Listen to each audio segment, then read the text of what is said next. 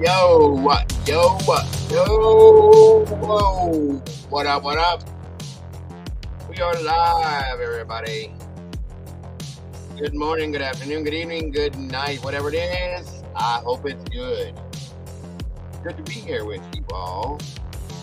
This April 13th, 2023, and what a beautiful day it is. Today we talk about Miss Pamela Mastropietro. What the heck happened in that scenario? Another senseless one, folks. But we're going to talk about it. So, as you can tell, I'm in a good mood. I got some sleep. It's time to do this. The lovely Mama Bear will be joining me today as my co-host. We can all welcome her back. Good to see this happening, everybody. Hope you're all having a great day. Let's do this.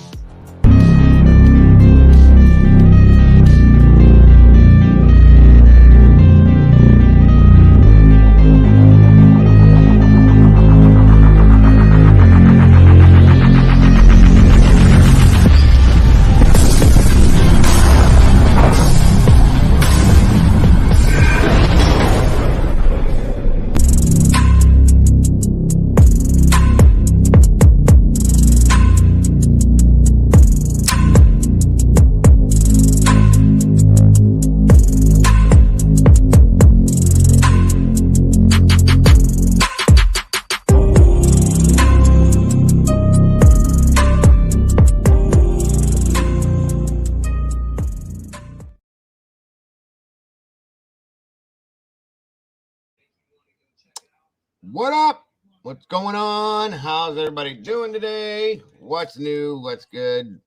What's old? Whatever it is. Good morning, good evening, good afternoon, good day, good night, whatever it is. I hope it's good for you all. It's great to be here with you guys. It's great to see you all. Thank you for joining me today. I hope you're all having a great day, as I am. The lovely Mama Bear will be joining me here shortly. And let's see who we got here with us today. Miss Brandy's in the house. Always happy to see you, my dear. Oh, my goodness gracious. All the way from overseas, Miss Amy's here joining us. Good to see you, my dear. We've missed you. So great to see you. Strike first, little brother. What's good, bro? Good to see you. Let's see. Miss Heather, always happy to have you, dear. My brother, Mikey. What's up, brother? Good to see you. Thanks for joining us today. Miss Brandy, again, happy to have you here, darling. Transporter, what's good? What's going on, brother? Another one from over the pond. Good to have you here.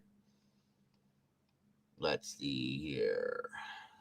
Let's see. I guess that's it for right now, guys. Come on.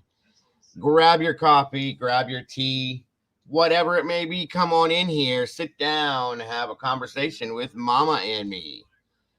Can't wait to talk to you guys. Yesterday was a crappy day. I was half asleep.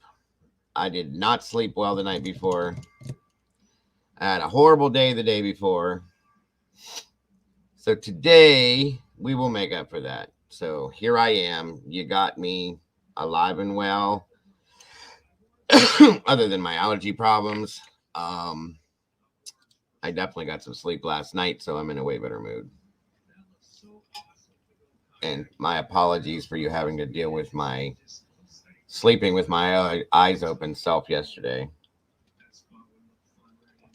So it's great to see you all. I do that a lot, Strike. I watch those videos all the time. I love them. And Miss Amy, how are you, my darling? I hope you had a wonderful Easter. It's great to see you joining us. It's been a while. Hope you're doing well. Hope everything is going good for you. Let's see. I don't think I missed anybody. It doesn't look like it. And Mikey, you can shove your weather where the sun don't shine because it is 82 degrees and sunny here, brother. So ha. I think you guys are getting stormed out down there right now, aren't you, bro? Waiting on your pizza to arrive, huh? Is that an Irish pizza? I'm sure it's all the same over there as it is here. They have delivery and everything. Sounds awesome. What kind of pizza did you get, Miss Amy? What'd you get on it? Enlighten us all. By the way, it is later over there than it is here, guys. So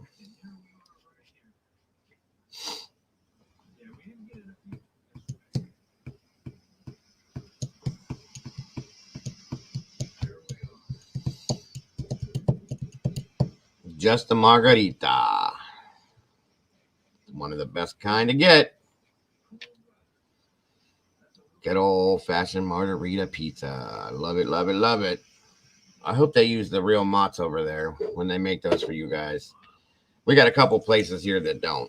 They use that imitation, shredded, garbage, plastic, watery shit that they use. I don't like it. There are a few places that do use the real mozzarella, and it's so good. It makes a huge difference, I'll tell you right now. It really does. It really does. I hope everybody's having a great day so far. It's great to be here with you guys again. Love it, love it, love it. What we're talking about today, it may go fairly quickly, guys. This is going to be a little difficult to explain. It happened in most of the news on it is through Italy. So it's hard to translate in some senses, but we'll fill the time with whatever else we need to, if we need to. Where you at, guys? Come on, come on. Miss Molly. I know Mama Bear's coming. Where is Miss Molly? Don't say. I was just talking to her a little bit ago. Where are you, Molly dear? You got Brandy, you got Heather. Strike first. We got some others. We're waiting on Red. Maybe Red might be out there lurking already. We need Drifter. He's been busy lately, but we'll see. Yes, I know. I just said I know Mama Bear's coming. That's another good point. Thank you, Heather. While we're waiting, guys, for those of you that aren't familiar, tonight we have, I believe it's episode 20. Am I right, Heather?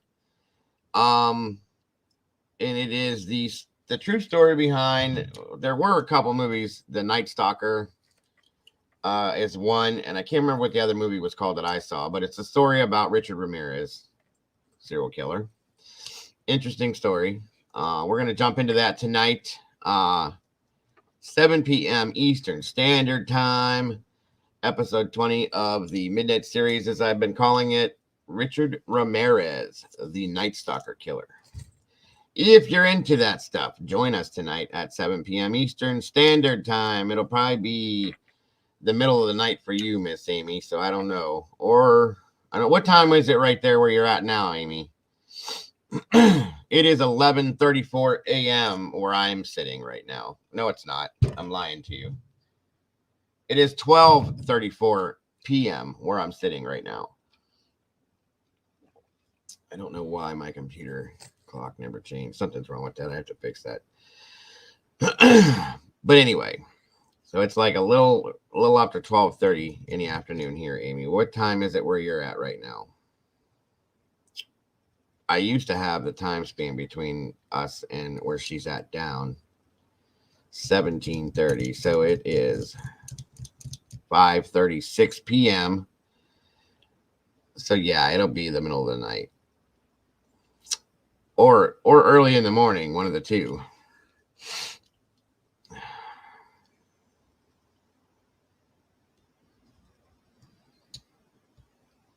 So we're like, there's a 6-hour difference. A little more than 6 hours, I'd say, roughly.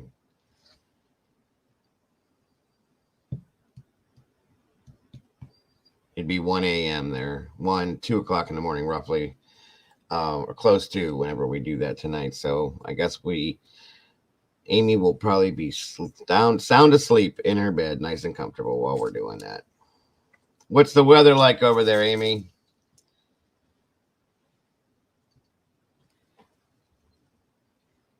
For those of you that don't know, Miss Amy's over in Ireland, the beautiful Ireland. Wait, pissing down with rain. I'm sorry. I'm sorry, hon. I'm sorry to hear that. Well, dang. Well, it is beautiful. It is 82 degrees. Beautiful, clear skies here. It's gorgeous outside today. So, thank you, Heather, again for that. 17:37 p.m. at night. Yes, you love the rain. You know what? I like rain too, especially at night. If it's raining at night, it makes me sleep so well. Rain in the UK as well, I bet. Yeah, you guys kind of share the same skies over there. Crappy rain. I'm so sick of rain. It's better than nothing. Poor old our little Miss Molly over there. She woke up to snow this morning again. The rest of us got sunshine and clear skies, and she got damn snow. I told her, I said, you got to get out of there. There's been snow there every time I talk to her, every day of the week. Well, it's a rainy day in Ireland, and she's waiting on a margarita pizza. Can't go wrong there. I hope you had a lovely, lovely Easter, Miss Amy. Hope everything is, again, going well for you. Thank you, Heather. That's a fact. Good to see you, Transporter, by the way.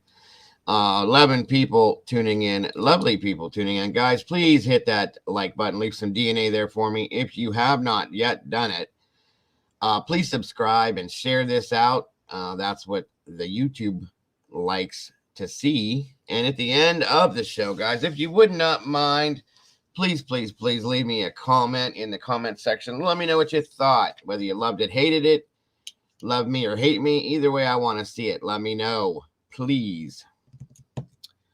That's great to hear, Amy. I'm glad that you did. I am so glad to hear that.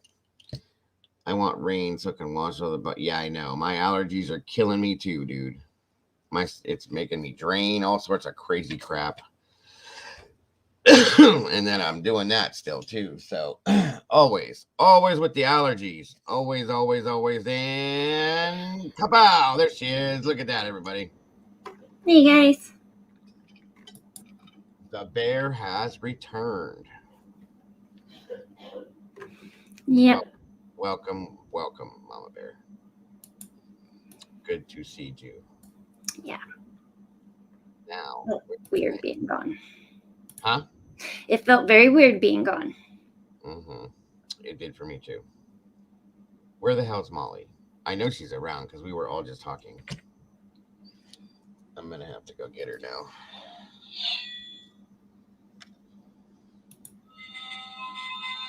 Whoa. Bring your ass, Molly.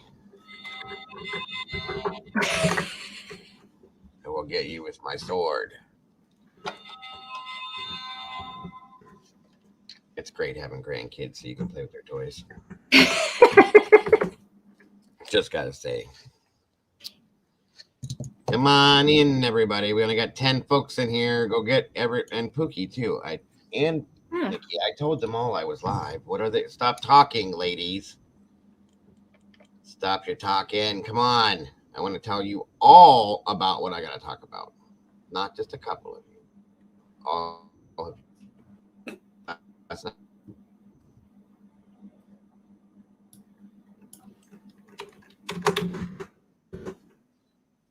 You didn't hear me, did you? Mm-mm. No, I said, can you tell I got sleep last night? Yes. Yeah, well, again, I'm sorry. I was so dead yesterday. I was really out of it, guys. I swear I fell asleep a couple times with my eyes wide open while I was talking. So I do have to apologize. I was exhausted. Did not sleep the night before. I was stressed out the whole day before.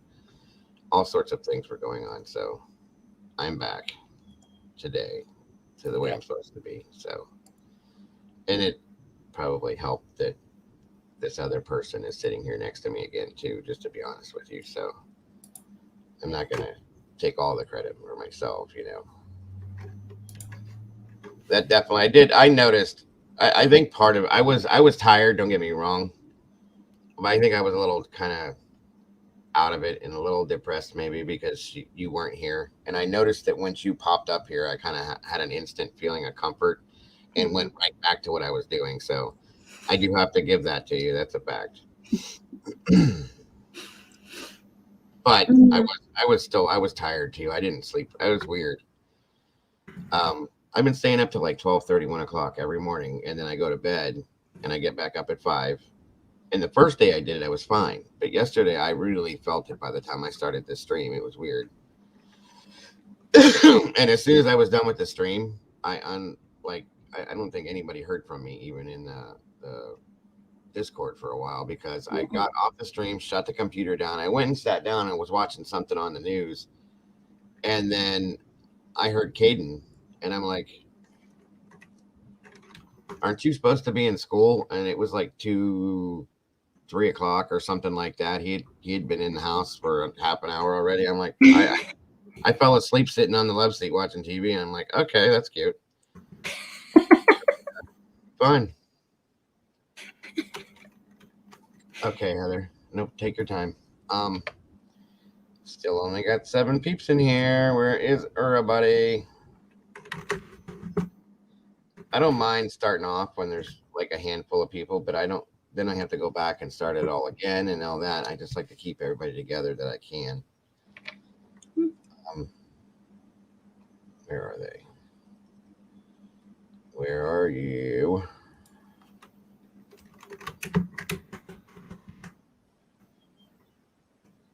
Because I know that Pookie and Nikki were talking in the Sauce channel. And I don't want them to miss either because... Okay, there we go. Anyway. Again, everybody, keep your eyes open. Let me know if you see any commercials or ads, please. I appreciate it so very much. I'm going to make sure they're working.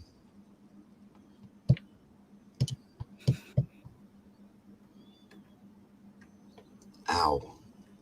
Oh, my neck is killing me today. I think I slept on my right side the entire night, which is weird for me because I usually turn back and forth, back and forth. And I had a pillow shoved up, like folded in half, shoved up in this part of my neck, and I was like this. So when I woke up this morning, I was like this. And you shower and all that loosens it up, but it's still a little stiff and it hurts. So I can give myself a headache. And my allergies are starting to bug me already. It's one thing I don't like about spring is it brings out all this lovely yellow, dusty pollen. Knock on wood, so far so good here. So I bet come this weekend when everybody starts mowing the yard and throwing everything up in the air, it'll be a different story. Yep, always gets better. And I had all the windows have been open at the house. In the house, the doors are open here and there, and I had a fan running. It got hot in here yesterday. I'm not gonna lie. It was like my thermostat. What's 71 now? My thermostat read like 93 yesterday in here, and I'm going like it's not time for that yet. Right. The hell going? And Caden's like, Dad, turn the air conditioner. Nope. We are not turning the air on. Get the hell out of here. I said, there's a fan. Go turn it on. So we were sitting. He set the fan up on a thing over there in the corner, and we were sitting around the area that the fan was blowing in. It was kind of crazy. I said, no, we're not turning the air on. We're not doing any of that stuff. But it's hot in here. I said, take your shirt off. I don't care. It's not. Go put on some shorts, whatever. He come in the house wearing a pair of jeans, a T-shirt, and he had a hoodie on. It's like it was. I think it was 83 at that point yesterday. I said, it's 83 degrees. Like, go put on some summer clothes, kid. Go outside anyway. It's nice outside. Go do something. You're not going to sit here and stare at the TV when it's like this. Nope. No. Oh, he had this on too in the morning, which he left right here. Why are you wearing a beanie hat? When he went to school, it was like 62 degrees, so you don't need that then either. My hair was messed up. Then go comb it, you lazy ass. I don't like teenagers. I don't like teenagers. I never have. I didn't like myself when I was a teenager, guys. I was a butthead. You was a what? A butthead. Oh. A butthead. You know that thing you called me a few times? Mhm. Yes, a butthead. All right, guys. Now we have 8 people. What the hell is going on? Now we have 10 people. Okay. That's a little better. Come on.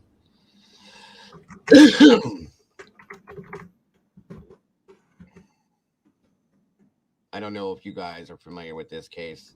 I wasn't. I think isn't this one of the cases that was it Miss Sherry? Is this one of the ones that Miss Sherry sent us? I'm not sure. It just kind of popped up, and I was like, "What?" Well, yeah, it's kind of a strange one, but this is the one that happened over in Italy. Italy.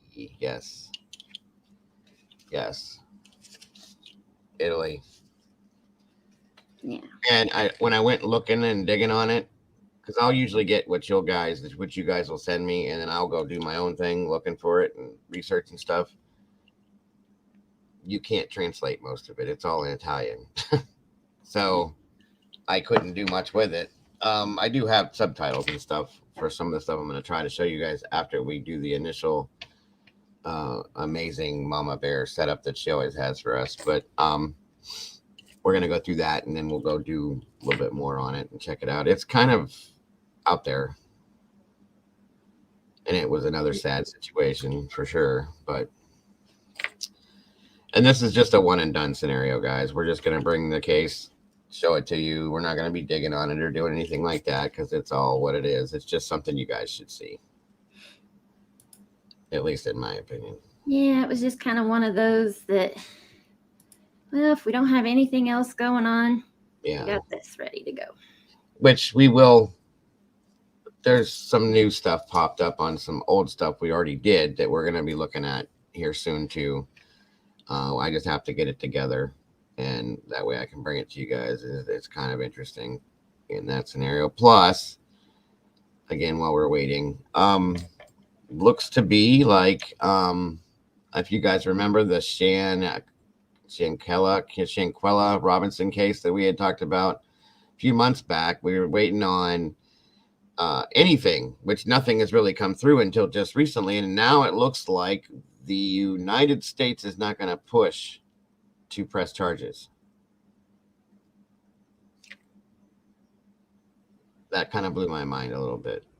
And if the United States isn't going to push it, then we know that Mexico is not going to push it. And I think there has to be some kind of a general understanding between the two countries before something will happen anyway, correct?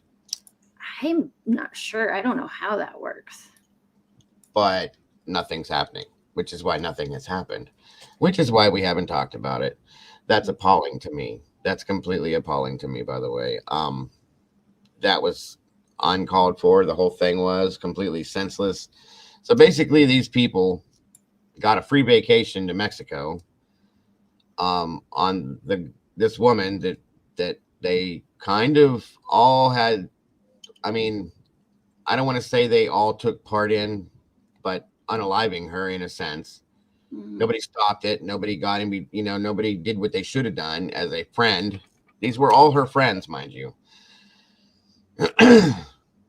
And the woman that actually, physically did something to her, she's 100% getting away with everything. So yes, she is. It's disgusting, folks. These things need to stop. They do. There's so many things going on. Many things going on. After I saw that other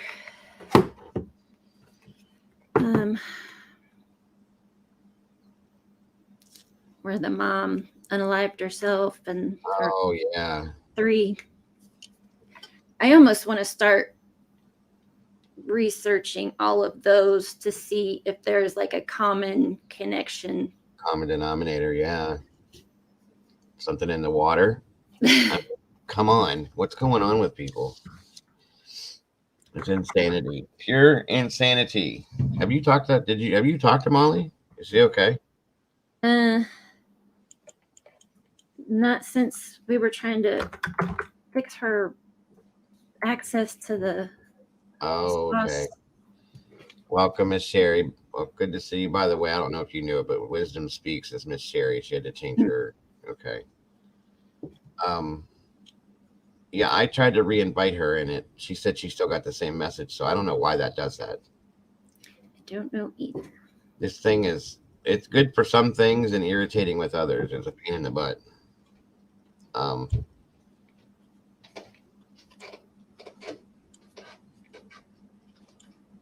maybe if I just go to one moment, everyone, I'm going to just do a general message and see if she sees it. There it is.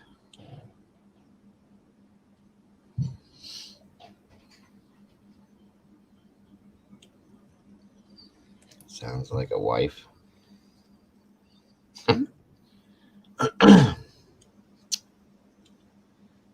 And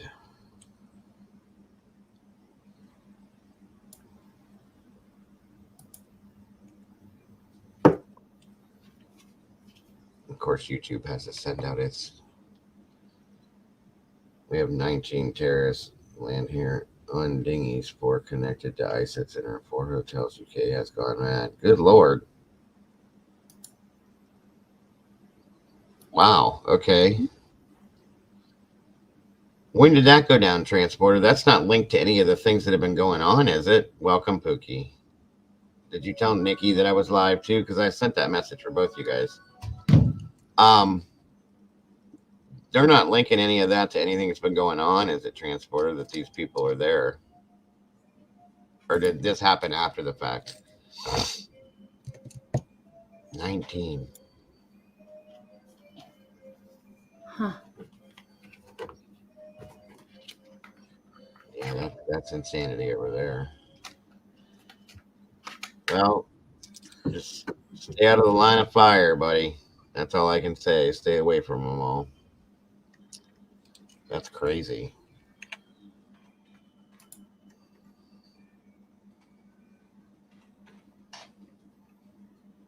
All right, Pookie, no problem, hon.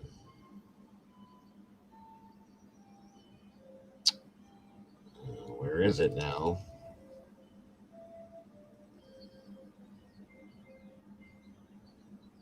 Never fails. Never fails. Although this version of it works better.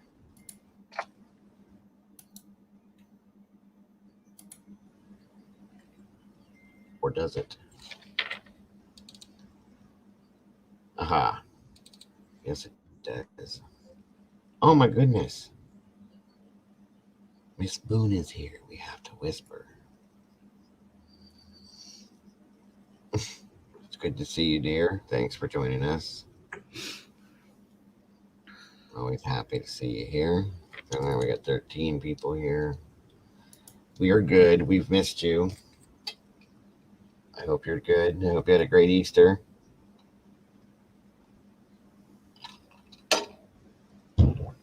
We have 2,500 on the M15 watch list anyway. Good Lord, dude. That's a lot.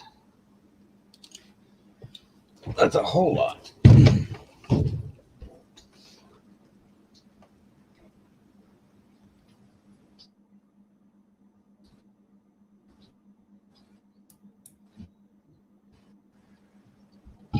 Oh, chow. That hurt. All right, we're starting to load in a little bit more. Welcome to everybody that's hanging out, not in chat, watching. I appreciate you. Red, if you're out there, thanks for being there, brother. All of you lovely lurkers. It's a good thing. I almost wore a red t-shirt today. I really almost did. I had it in my hand. I said, no, I want to wear this one anyway.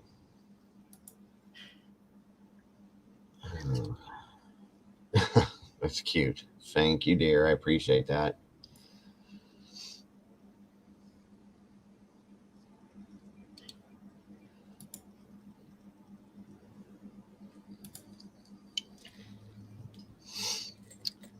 Well, I don't know. That's weird because we were just talking to Molly and she's nowhere. I hope she's okay.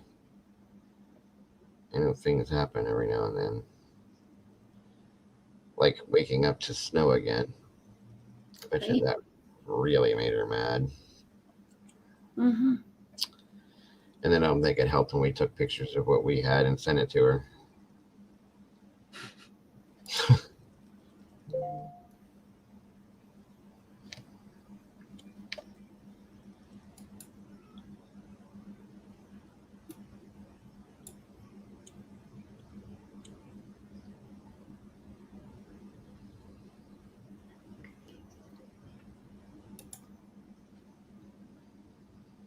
Welcome, Nikki. Good to see you. Thanks for joining us today. Did you know that ISIS said they will come to the USA through the... Yeah, that's been talked about before. Welcome, Kim. Go ahead, Molitor. Sorry. That's okay. She was kind of upset because I was deleting stuff in the one thing, but... No, I don't think that mattered. Because what did you delete? Stuff that wasn't supposed to be in that chat. Oh, well, okay. But there was nothing of importance in there, right? No. I didn't think so. I don't think that has anything to do with anything. That wouldn't make any sense because there was nothing in there. So I'm going to watch you on my TV so I can Google the case on my phone. This is a new one. Well, it's new to all of us, yeah. And was it Sherry that sent those cases to us? There was like 3 or 4 cases, or was that somebody different? I'm not sure. I know. Or no, that was Karen. Karen, yeah. I was gonna say I know Karen sent us some. The one I did the video on, what was it, Shawnee Warren? Shawnee Warren, yeah. Okay, Nikki. Okay, well, I guess I'll get this a rolling, and whoever comes in, we'll have to go back and re-alert them, I guess you could say, once again. Be careful, Amy. You put me on your TV. I got a pretty big head. It might cover the whole screen, so just take it easy there. Don't sit too close. I might scare you away. All right, everyone. There is the copyright disclaimer, of course, for the Fair Use Act and all that fun stuff. This does have, for sure, some trigger warnings, guys. Some sensitive topics, some sensitive situations. If you do feel uncomfortable, please feel free to step away with no judgment. Nobody will think any less of you. Please make sure you're comfortable. There's definitely some triggers in this, I'll be honest with you. Kim, that would be weird. Well, try it. Is Oculus? VR. Oh, yeah. You want to be right here with me? Is that what you do, Kim? Because that is crazy. Hey, Kim, how we doing? Probably sit next to me with your arm around me like, hey, Dago, how you doing?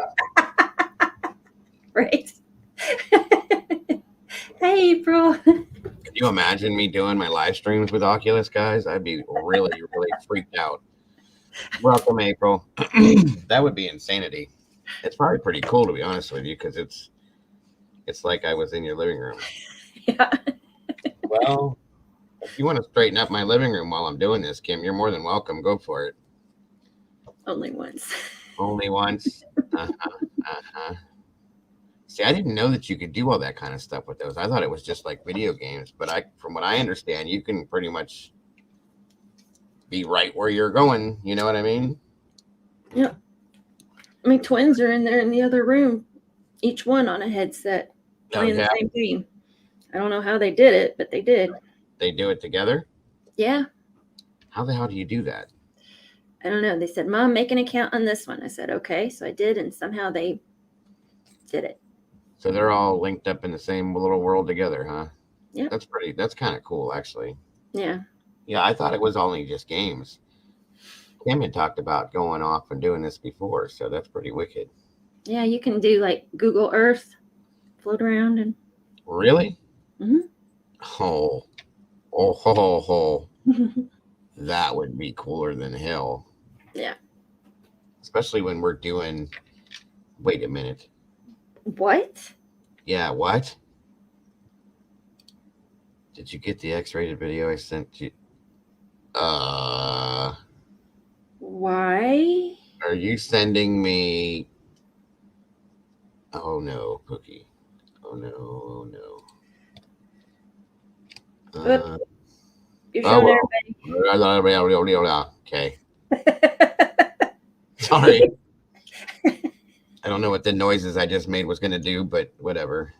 I was right by the bench where Nicola was in. Oh my God. See? That's creepy. Hold on, folks.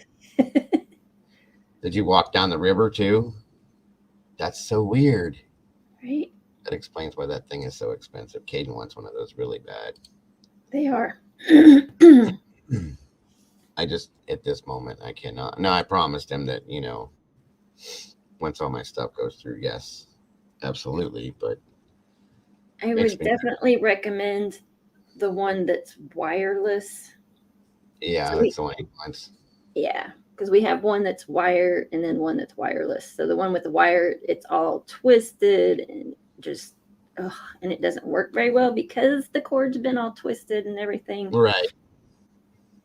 So that's why the wireless is better.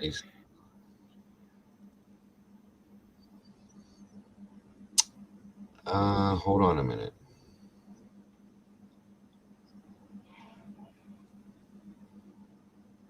True kind, my pleasure, sir. Okay. Thank you. I don't see your email, dear. Hold on.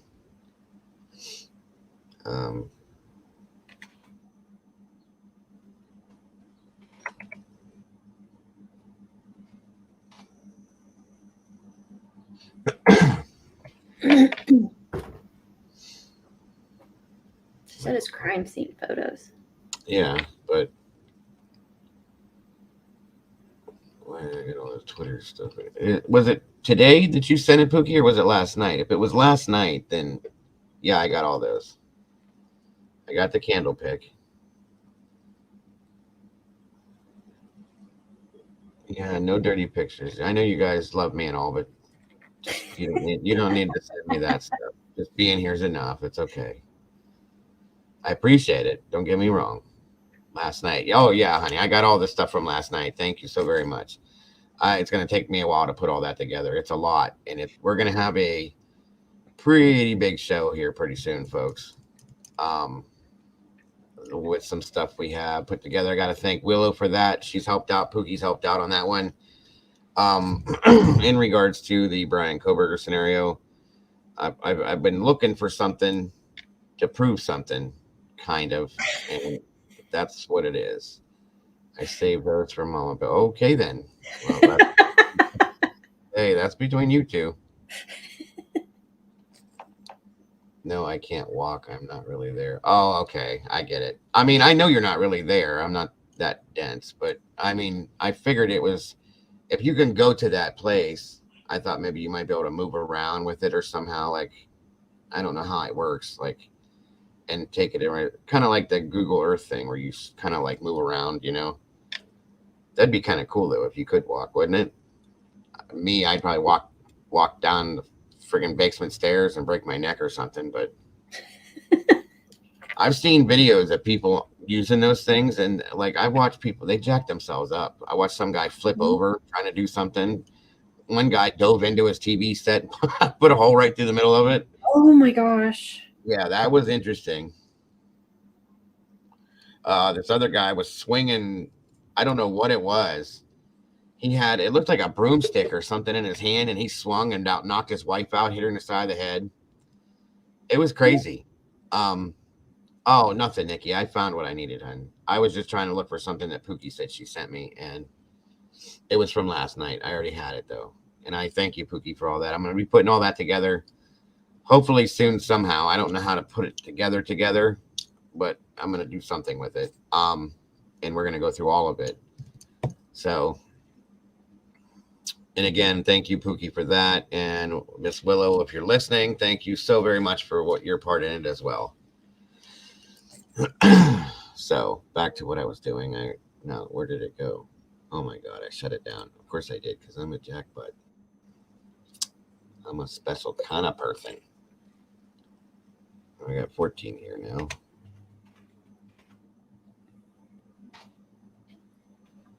No. I'm all right, Nikki. Thank you, though. I appreciate you asking. Here we go. All right. Back to this one, guys. Again,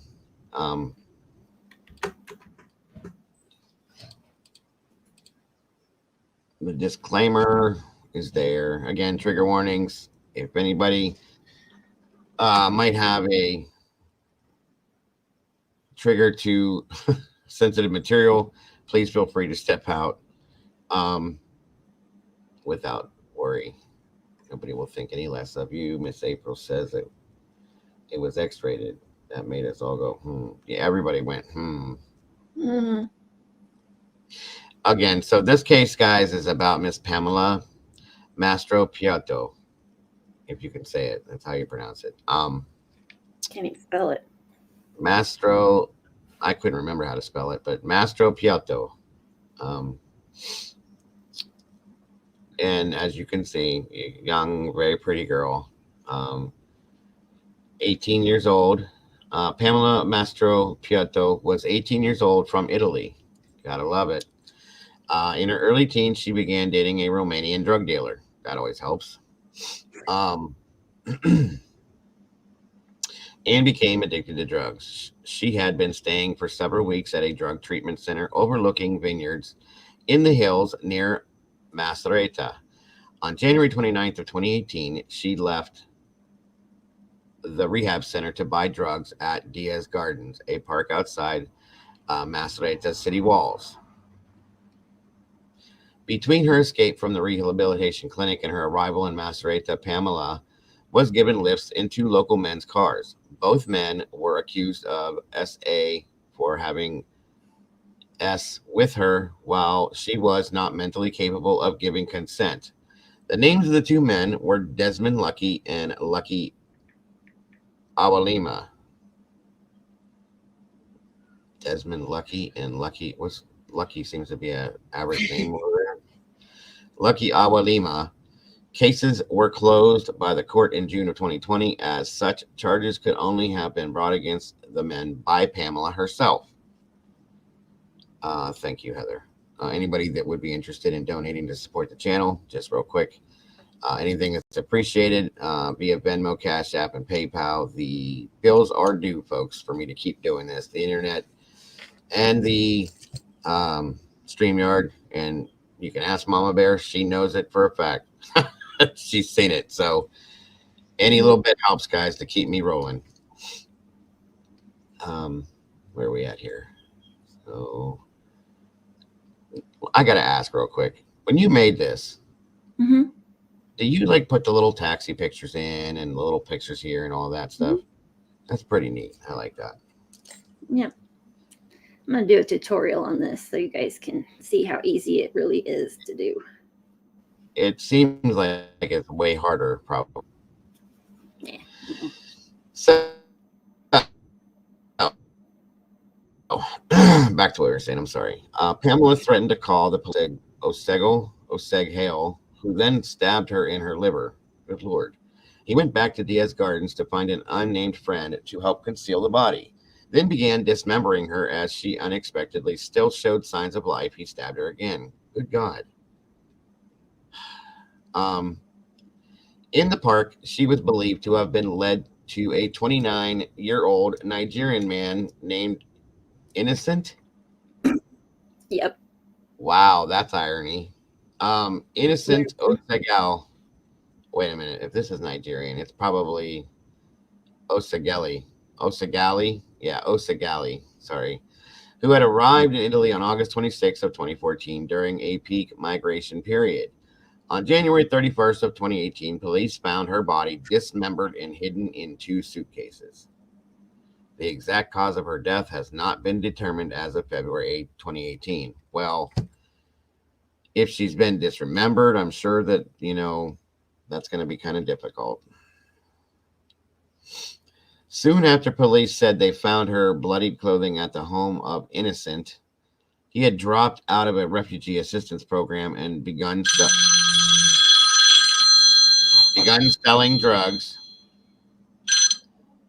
He had an expired residency permit and criminal record of drug dealing. Guys, hold on one moment, please.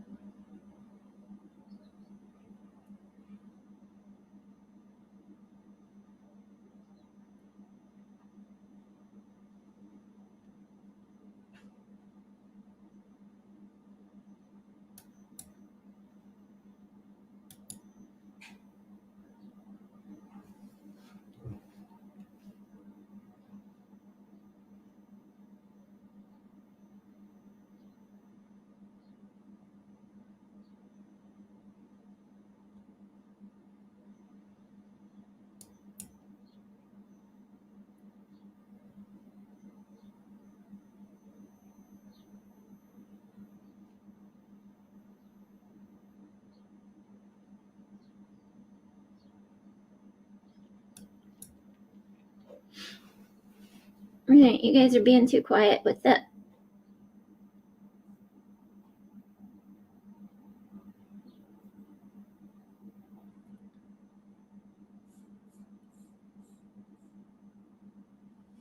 Nobody wants to talk today.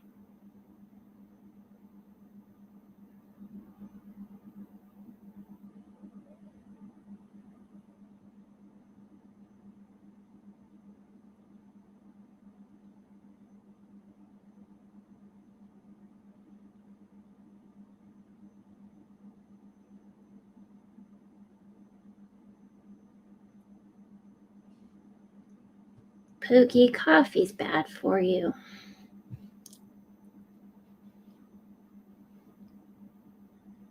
Oh. Yep, I think she did, Nikki.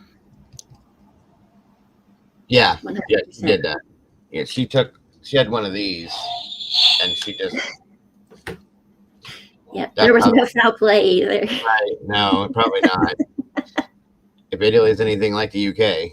I'm sorry. Anyway, that was funny, Nikki. So he had an expired residency permit and criminal record of drug dealing. Witness. March 2019, a former, why these names are killing me. Nadrangheta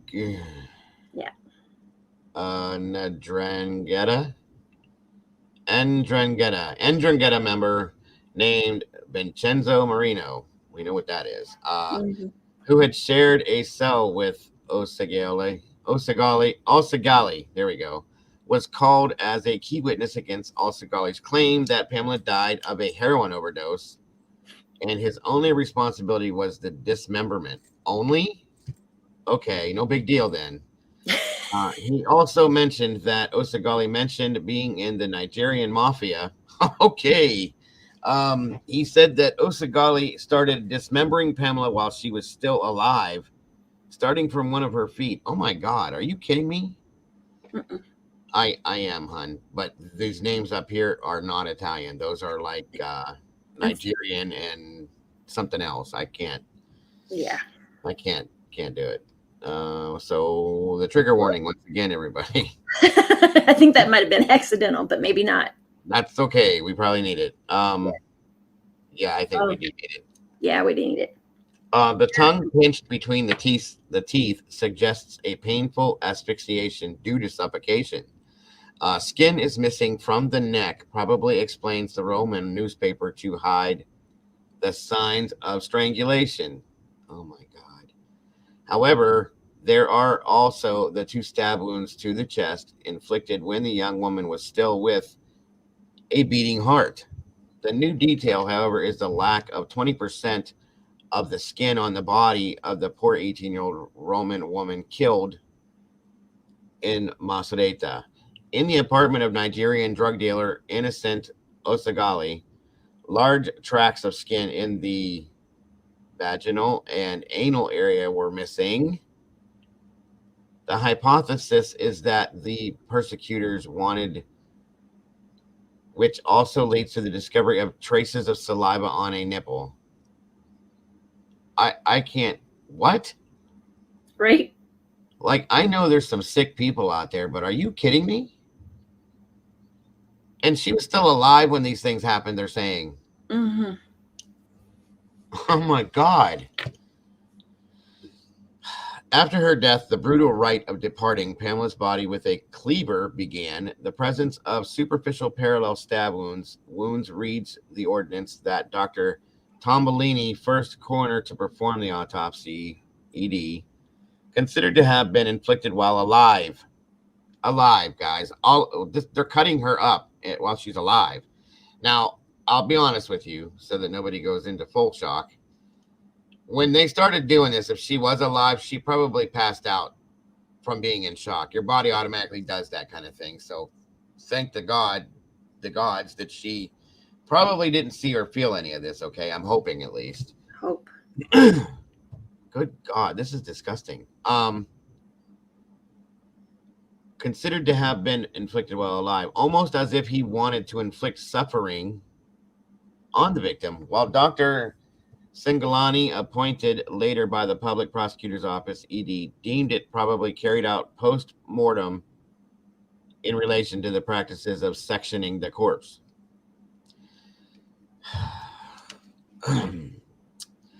June of 2020, Pamela's uncle and lawyer, Marco Verni, took the knee in her memory. During court proceedings during the George Floyd protest, he said that while he sympathized with Floyd's cause, he disagreed with some murder victims having more public and political support than others. A year earlier, he published a photo of Pamela's decapitated head, justifying his decision by pointing to pomegranate activists who share photos of drowned migrants. October of 2020, 20-year-old Romanian Claudiu Nitu, Pamela's ex, was sentenced to 3 years in prison for attempting to introduce her to prostitution in order to pay for drugs. Okay, so this girl had no chance, guys. Like, nothing. There were no options for her. She was screwed. I hate to say it like that, but she really, like, good God.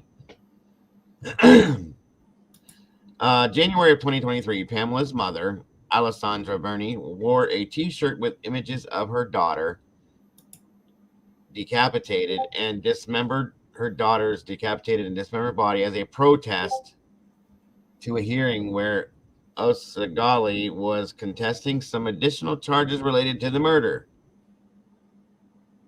Wow. Well, that's blurred out, but that's the shirt, folks. Mm-hmm. That is horrendous and sad that she had to do that. This is Osagali here, folks. This was Pamela.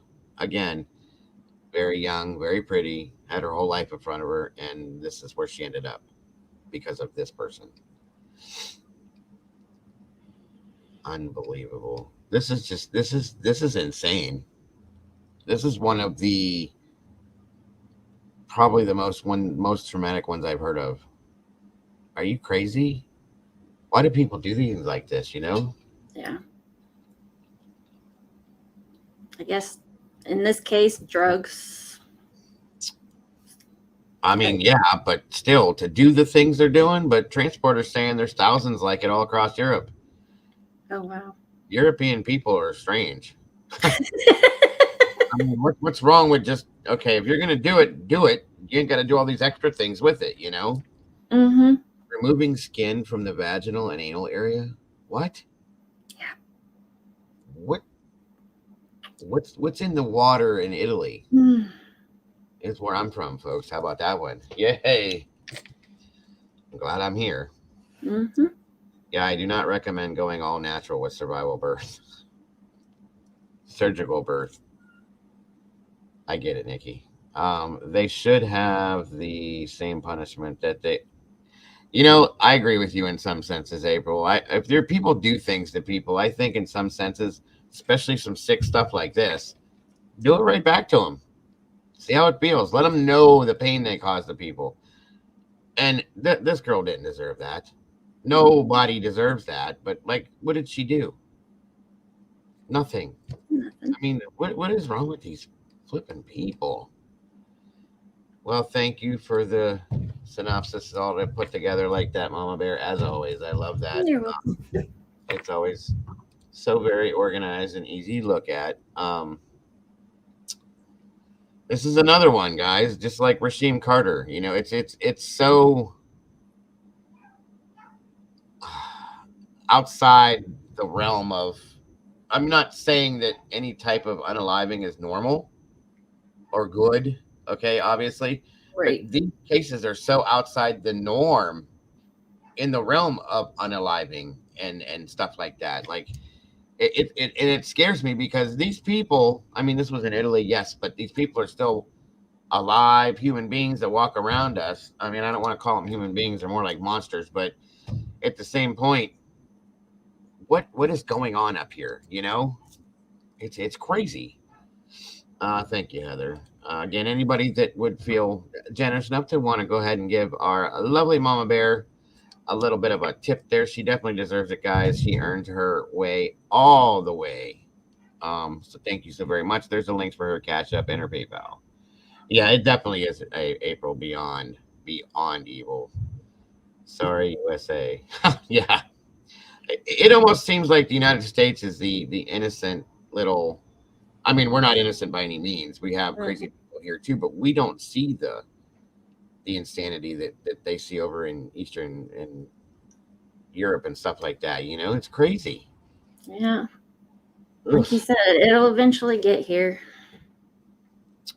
Sadly, yeah. I mean, I think we have the upper hand right now as far as, and sadly, as far as like mass shootings and stuff like that, because you don't see a lot of that stuff happening overseas anywhere. I mean, at Mhm. least if it happens, they're not talking about it. Let me correct that. Right. The UK's got their thing going on. Obviously, Italy has its. I mean, I've known there's some dark stuff that goes on in Italy, folks. There really is. Believe it or not, it's everywhere. But Mhm. those things, like the mentality of these people, which makes me wonder if this guy was from Nigeria, and that's something he thought to do. Like, what kind of shit goes on in Nigeria? You know what I mean? Well, he had mentioned the Nigerian mafia, so Yeah, maybe that right. was. Yeah. Junko Ferrata was the worst I've ever heard. Go research. I've heard of that, Kim. I've heard of that one. No, you don't, but it's the world I live in as I'm trained in radical Islam. I got Mm. you. I got you. It seems insane. Like, I mean, is it something that is taught that of transporter, or is it just like the mentality of a specific person? If that question is coming off right, do you know what I mean? I mean, is it something that's taught in different areas? Welcome, Marie. Good to see you. Or is it more like this one specific person is mentally disturbed and that's what they chose to do? Nikki said female genital mitigation is common practice there. Unbelievable. UK has strict dialogue, not suspicious. Sorry, transporter, but this is also happening in the UK. No one gets to know. Well, transporter's in the UK, so Look, he cut her down there. Yes. Yeah. Yeah. It's crazy. Like I said, we have things that go on here, but we don't see too much of that mutilation and stuff like that. It's just they're stabbed or shot, and that's the end of it. Um, Or at least if there is that going on, they it's don't not. talk about. Yeah. Yeah, they don't put it out there like that. That's different. And I've been on a lot of different scenes. I've seen some crazy ones. Don't get me wrong, but nothing ever like where skin is removed, and that's serial killer type stuff. Mm-hmm. Um, they routinely circumcise women, so that I know about. Yes. Um, Yeah, we had, I don't remember what nationality it was here in the United States. It was a whole family that moved here and friends. They bought a store, a local store. They moved into almost a whole neighborhood. They bought like 4 or 5 houses. No, it's uh what do you mean why and then no it's not transporter? Which questions were you talking about, bro? But he said or there was a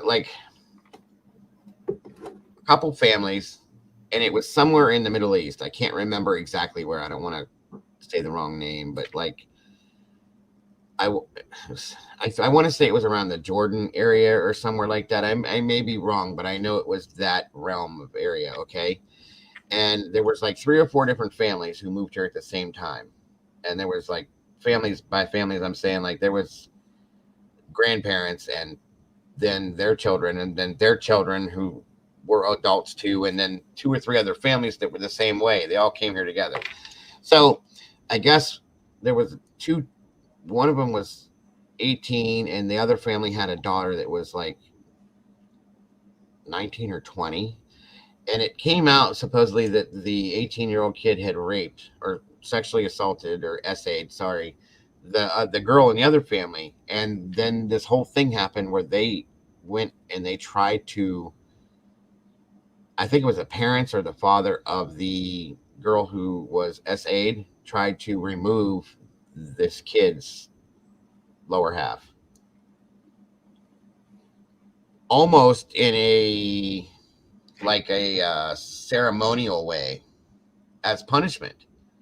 And the parents of the boy that did it contacted local police, and because it was going on here in the United States, it's not something they're allowed to do. And that's why I didn't know if it was a ceremonial like punishment that happened and stuff like that over there where they came from or whatnot. I've heard of things like that happening in different third world countries and different places that if you get caught stealing, you get like your hand or your fingers cut off because that's what it took place with. And that some things where SAing happens, they try to do stuff like that too as punishment. I don't really know, but you know, that's why I was just kind of curious to me. They removed the woman the what, Nikki? Oh, okay. Okay, if a woman is, hold on a minute. Transporter says, if a woman is blonde down there, what is she in radical Islam? Uh, you mean down there as in where we live at in the States? Or like down there, if it's female circumcision, they use glass to cut. I'm lost. You guys have me completely lost. If she's blonde down there, meaning down a private area, what is she in radical Islam? That I don't know, bud. I'm lost. Pookie says they remove woman's clitoris so she can never orgasm. That I've heard of. Down there on a woman. Okay. If she's blonde, I don't know. Well, most Islamic women are dark hair, right? So does that mean that it's she's not welcome? Is that what that's saying? Or like I said, I don't want to be disrespectful and say the wrong thing in any aspect. I just don't know. Thank you, Heather. Um, Nikki said, I don't know what anyone but Brandy is saying. transporter, just call it the Lily. Either way, it doesn't matter, Brandy. I just don't know what I'm trying to catch on to is what he means by ain't it to keep the female pure before marriage. About being blonde. Okay. See, I didn't know that, bro. She's a gift from Allah. Does that happen though? Because if you're most of the women I've seen that are over there have darker hair. That's true, right? But if you're a blonde, it's going to be top and bottom, correct? If you're trying, you guys are killing me with these names that you're calling things. On behalf of all natural blondes, no thank you. She is, if you're triangle, we're blonde. I don't, oh my God, Nikki. I don't think they care, but they think they were special. I mean, I guess so. How did this have anything to do with what we were talking about, though? A gift from Allah. Okay, that part I understand because she's different in that way. So therefore, you see it as okay. And yes, Brandy, I know. Good old Brandy comes in for the kill. Yes, Dago, the carpet should match the drapes. I love it. I love you, Brandy. What I just said, no thank you. Yeah, I get that, Nikki. I get that too. Wow. Interesting. Okay. And thank you for the info transporter. I'd have never known that. I didn't know that. That's interesting to know. Pubic hair, guys. No, hon, I know that one. I got it there, Amy. I figured that one out.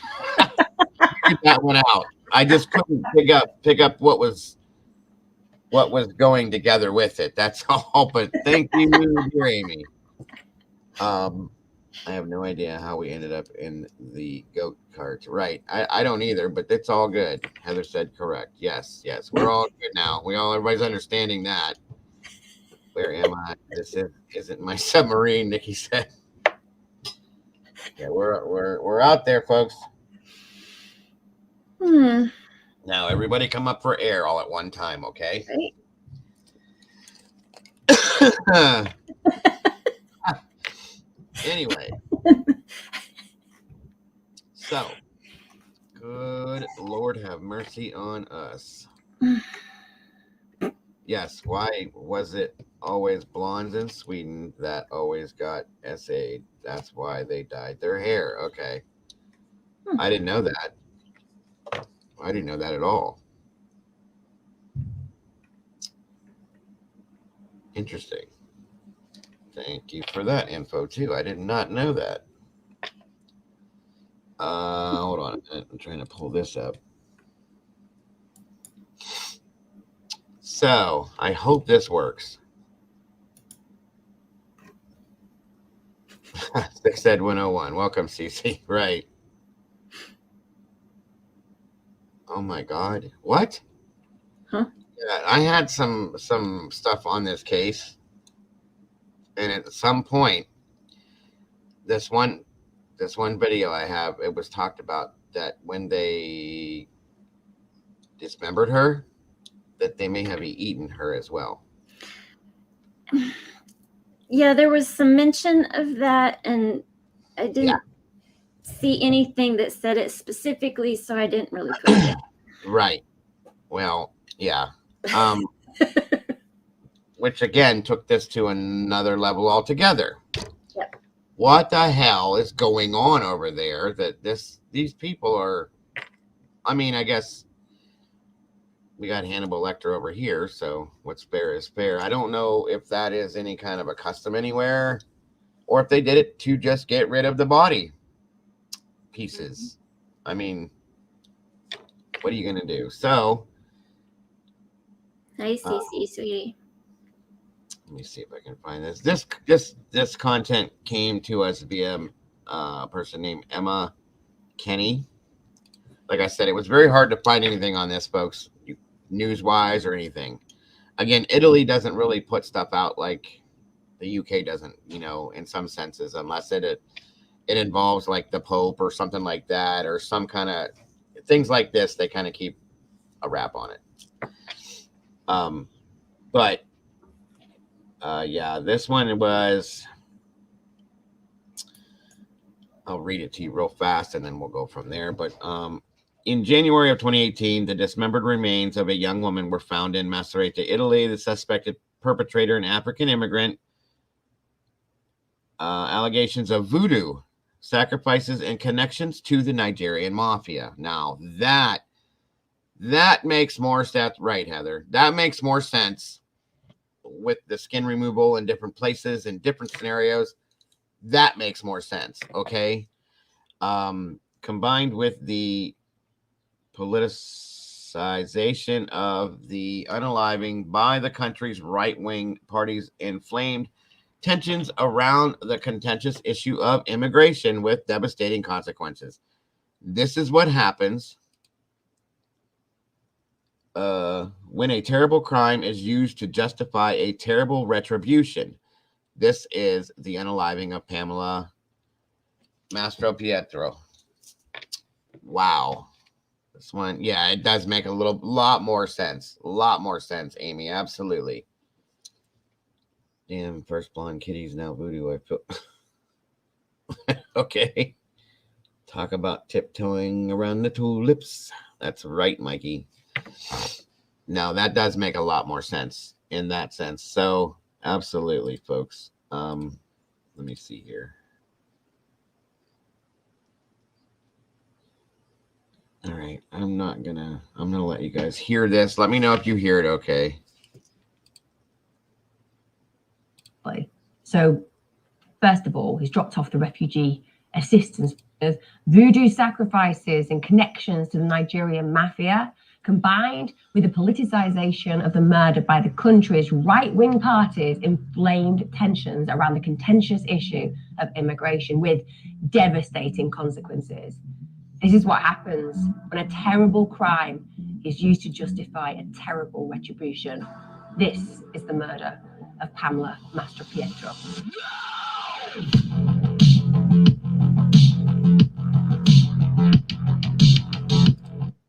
She's using my music. Oh my God.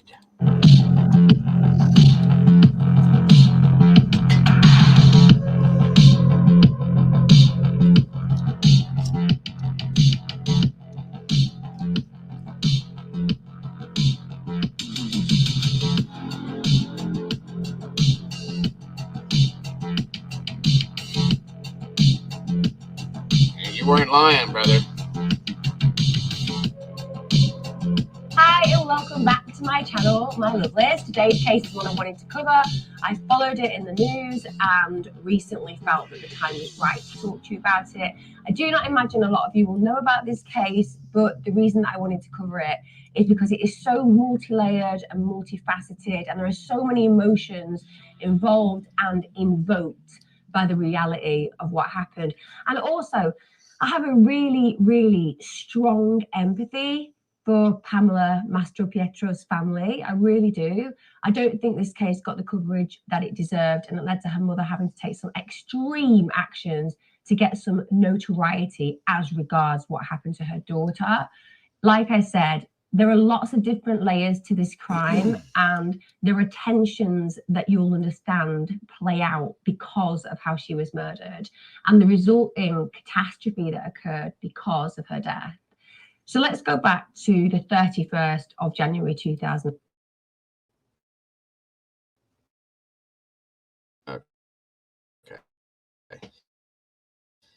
Now, she really used my music. Fast forward.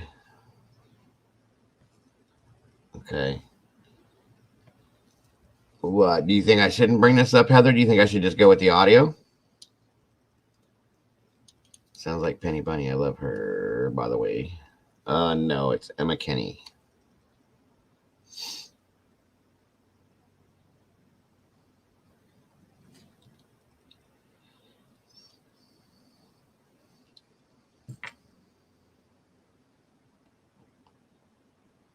Okay. All right, here we go. 2018. Macerata, central Italy. This is basically an idyllic hilltop town. No, they don't. No, they don't. No, they don't. The women have rights, the children have rights, the men who come over because they're seeking asylum officially, the immigrants that come over because they're looking for work legally, they have rights. The minute that you become a criminal, you don't have rights, in my opinion, at all. Now, the previous year, Oscar Gailey has been convicted for drug trafficking. So he'd been sentenced to prison time, and apparently he was ordered to be immediately deported following his release, but it didn't happen. And the reason that this is a massive issue is I should not be telling this story. This should not be something I have to tell you, because that guy should not have been in Italy. And she's right. If he was convicted of drug trafficking and released and was supposed to be deported immediately, then he shouldn't have been there. She's absolutely correct. Therefore, in turn, this would have never happened. But he got out of jail, wasn't deported, and went right back to selling drugs, which is how they ran into each other. That's not cool at all. But because it didn't happen, because he wasn't deported, even though he's selling drugs and getting convicted of that, basically he gets to go ahead and commit the crime I'm going to talk about today. So all he does, because there are so few consequences for him, he just resumes his illegal drug dealing activities. Also, his local parish, yes, the church. I know we're all about forgiveness, right? I get it. I think it's good to be able to be forgiven when people deserve it. But his local parish had basically inspired. Okay. Just saying, this man looks insane, period. Look at him. Let alone what he did, but just looking at him, I wouldn't go anywhere near him. And this young woman that was looking for, I mean, granted, she was probably should have been looking for drugs, but good Lord, he looks insane. The fact that this is a guy, convicted criminal, somebody who's not even allowed in the country legally, should have been deported. So they've been paying his monthly rent of €495. That's for his apartment. And it's basically in central. Hold on, guys. Let me give you guys some subtitles just in case. And let's do this so we can get through it a little bit faster too. Are you still there, Mama Bear? Did you? I am. Oh, okay, just making sure. Macerata. And to be fair, that was actually higher than average rent for the area. So he's effectively a criminal who's now being sustained via benefits. And if that isn't to add insult to injury, this will, because when they investigated him, he had over €30,000 in his bank account. Also, he had 10 other African immigrants living in his 3-bedroom apartment. Okay, so the church was paying his rent. No, he didn't. Not at all, Nikki. He looked evil. Okay. The church was paying his rent and he had €30,000 in his bank account. Okay, well, we know what that's from. And he had 10 other immigrants living in his 3-bedroom apartment with him. Okay. Interesting. Transporter says that, hold on a minute. They have all been brainwashed for 1,400 years. I get it. Like, this is insanity. No doubt extorting cash off them as well. That's what the church were supporting. Now, it's understood that Pamela basically asks Osegali for heroin. He tells her that he doesn't have any, but apparently he could get some. At this point, he calls his friend Desmond Lucky, and Desmond Lucky sources the drugs, then meets them in Diaz Gardens. It's a harrowing idea, this, because what we're talking about is this vulnerable girl trusting these strangers, and she doesn't know that she has literally fell into the viper's pit. If she could have met anyone on that journey that day, anyone else would have been preferable to the individuals that she stumbled across when she was searching for those drugs, when she was so vulnerable she wasn't thinking consequentially. It's a horrific reality that this basic child, as far as I'm concerned, finds herself in this situation. After they've got the... And the situation was that she had escaped from, per se, I guess you call it escaping, from a rehabilitation center. May have been drug sick, as they call it, okay? Whether or not she had gone completely through withdrawal or not, I don't know. If she was an addict, which I believe she was, that's why she was there. was looking for this, so she was out of her mind and not making rational decisions, I'm sure. Okay, so that being said, here we are back to this insane looking person that did this to her. This sounds like this was a whole setup, obviously, that they already knew what they were doing. And, you know, when they saw her, he probably said, okay, this is perfect. Called everybody else, and they went, you know, to do what they were doing. The drugs. Were you going to say something, Mama Bear? No. Oh, okay. Start making their way back to Osigali's home, which is clearly where she intends to take them. On the way back to the property, they actually stop at a drugstore and they buy a syringe. So this is clearly the intention. Now, establishing exactly what happens inside Osigali's home, that's going to become the big focus of the later murder investigation, because they have to piece it together. Guys, give me 1 second. I want to fix this sound thing real quick. I don't know if it's echoing or if it's not, but hold on. My apologies. And there we go. Okay, let's try this again. This is not something that is usual in the area, and I'll talk you through why it's astonishing what happens to Pamela. So after they get back, it's believed that Pamela basically was given a really large dose of heroin. So the belief is that she was given an amount that was going to immobilize her. So basically she would be fully at their will. Or they feel that it was injected, and after she had that injected, or she chose to inject it, she was possibly hit until she was unconscious. But either way, what the belief is that there was a purposeful and willful injecting of Pamela to a point where she was either completely helpless or where she was violently attacked afterwards to ensure that she was unconscious. Now, at some point, Lucky left. So at this point, Lucky leaves, and that means that we have Osagali with Pamela by themselves. And this is when he sexually assaults and rapes her. And it gets worse because he doesn't want to leave a witness. It's as simple as that. And I don't really think this was just about not leaving a witness. When I talk you, Amy, it is possible to tell if she was it's hard to explain this based on the I'm trying to think of the right terms to put this in, based on the way the body looks when they find it, even if it was dismembered, or the head was completely decapitated, the arms, I'm guessing, and legs were cut off, so on and so forth. You can tell by examining the body and the pieces of the body. Blood splatter as well. What's up, Drift? Good to see you. Yeah, blood splatter. Here's a big one, guys, that you'll always be able to, for further cases. If there's a crime scene, for instance, okay, and somebody was dismembered, if they're alive when you do it, there's not going to be a blood splatter because the heart is not pumping. In turn, there's no blood splatter. If they're alive when something like that happens, the blood pressure's going because the heart's pumping.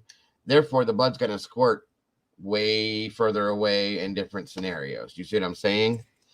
Now I'm not 100% sure of this scenario where they're saying something about his apartment, so there must have been blood splatter in his apartment, which in turn would say why they thought she was alive.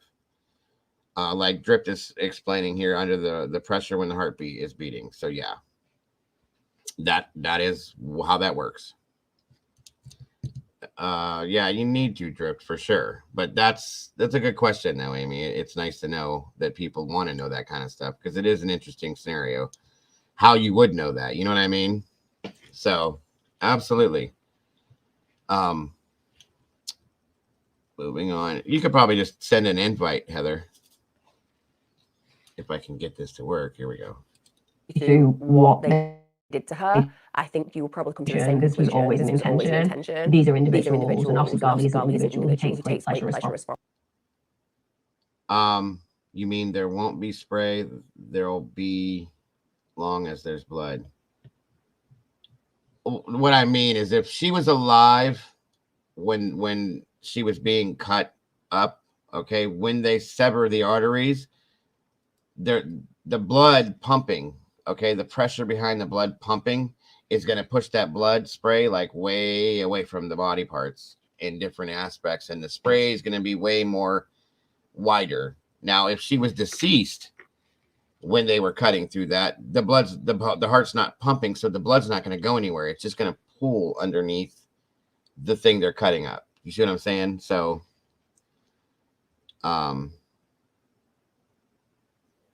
the body will begin healing immediately upon injury, even if only. Yeah, but it's still, if the heart is still, what I'm saying, Nikki, is if the heart is still pumping, if she was still breathing, still alive when they started cutting into her, or he started cutting into her, there's a pressure behind it, a blood pressure that's going to spray that blood all over the place. If somebody's deceased when that happened, then there's not going to be any blood splatter, any spray anywhere. So that's how you can tell at a crime scene, per se, that that's what happened.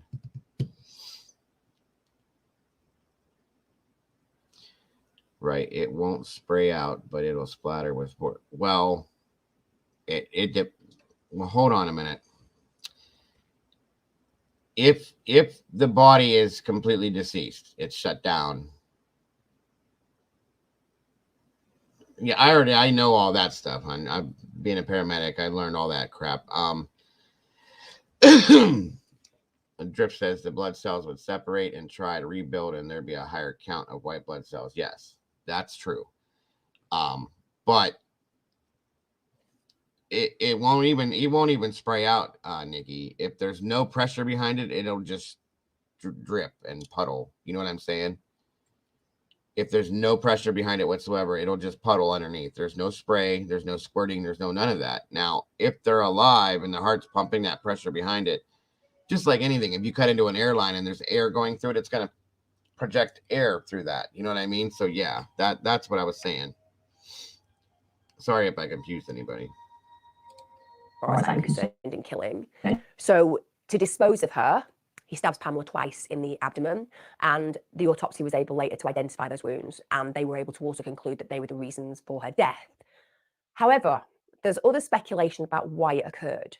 So there is a belief that Pamela may have been sacrificed as part of the voodoo ritual, which to any of us who doesn't come from a culture where voodoo is considered important and also real, because you have to understand that in some areas, voodoo is so powerful that people are literally in scenarios where people cast spells on them, for example, and they die.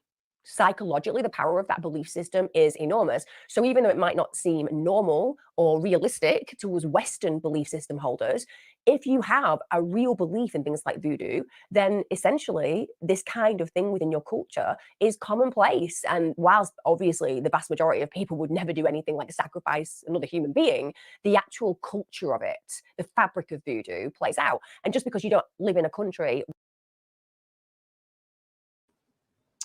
Yes, Pookie. That's how. And here's the thing: if they used his crime if they found his apartment to be the crime scene, there more than likely was some sort of blood spray pattern that they saw, which told them that, is what I'm saying. So yeah. No, there was trauma near injuries with evidence of attempted healing. Okay. Where that was initially practiced doesn't mean it will leave you when you move elsewhere. So apparently what was really big was voodoo within the mafia groups. It was very common for the mafia groups to perform these rituals. And the reason was they would do it to do things like wishing death on the police, investigating them. Sadly, of course, with us being Western, you can voodoo as much as you fancy. Just get a voodoo doll, stand and make a difference. Love, because I don't believe the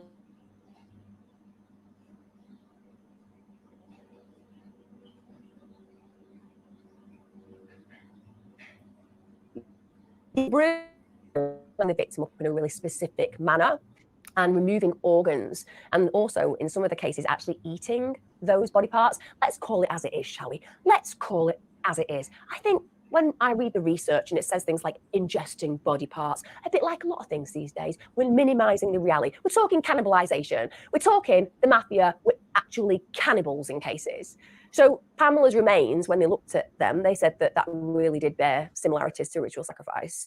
So I don't think that they are saying that lightly.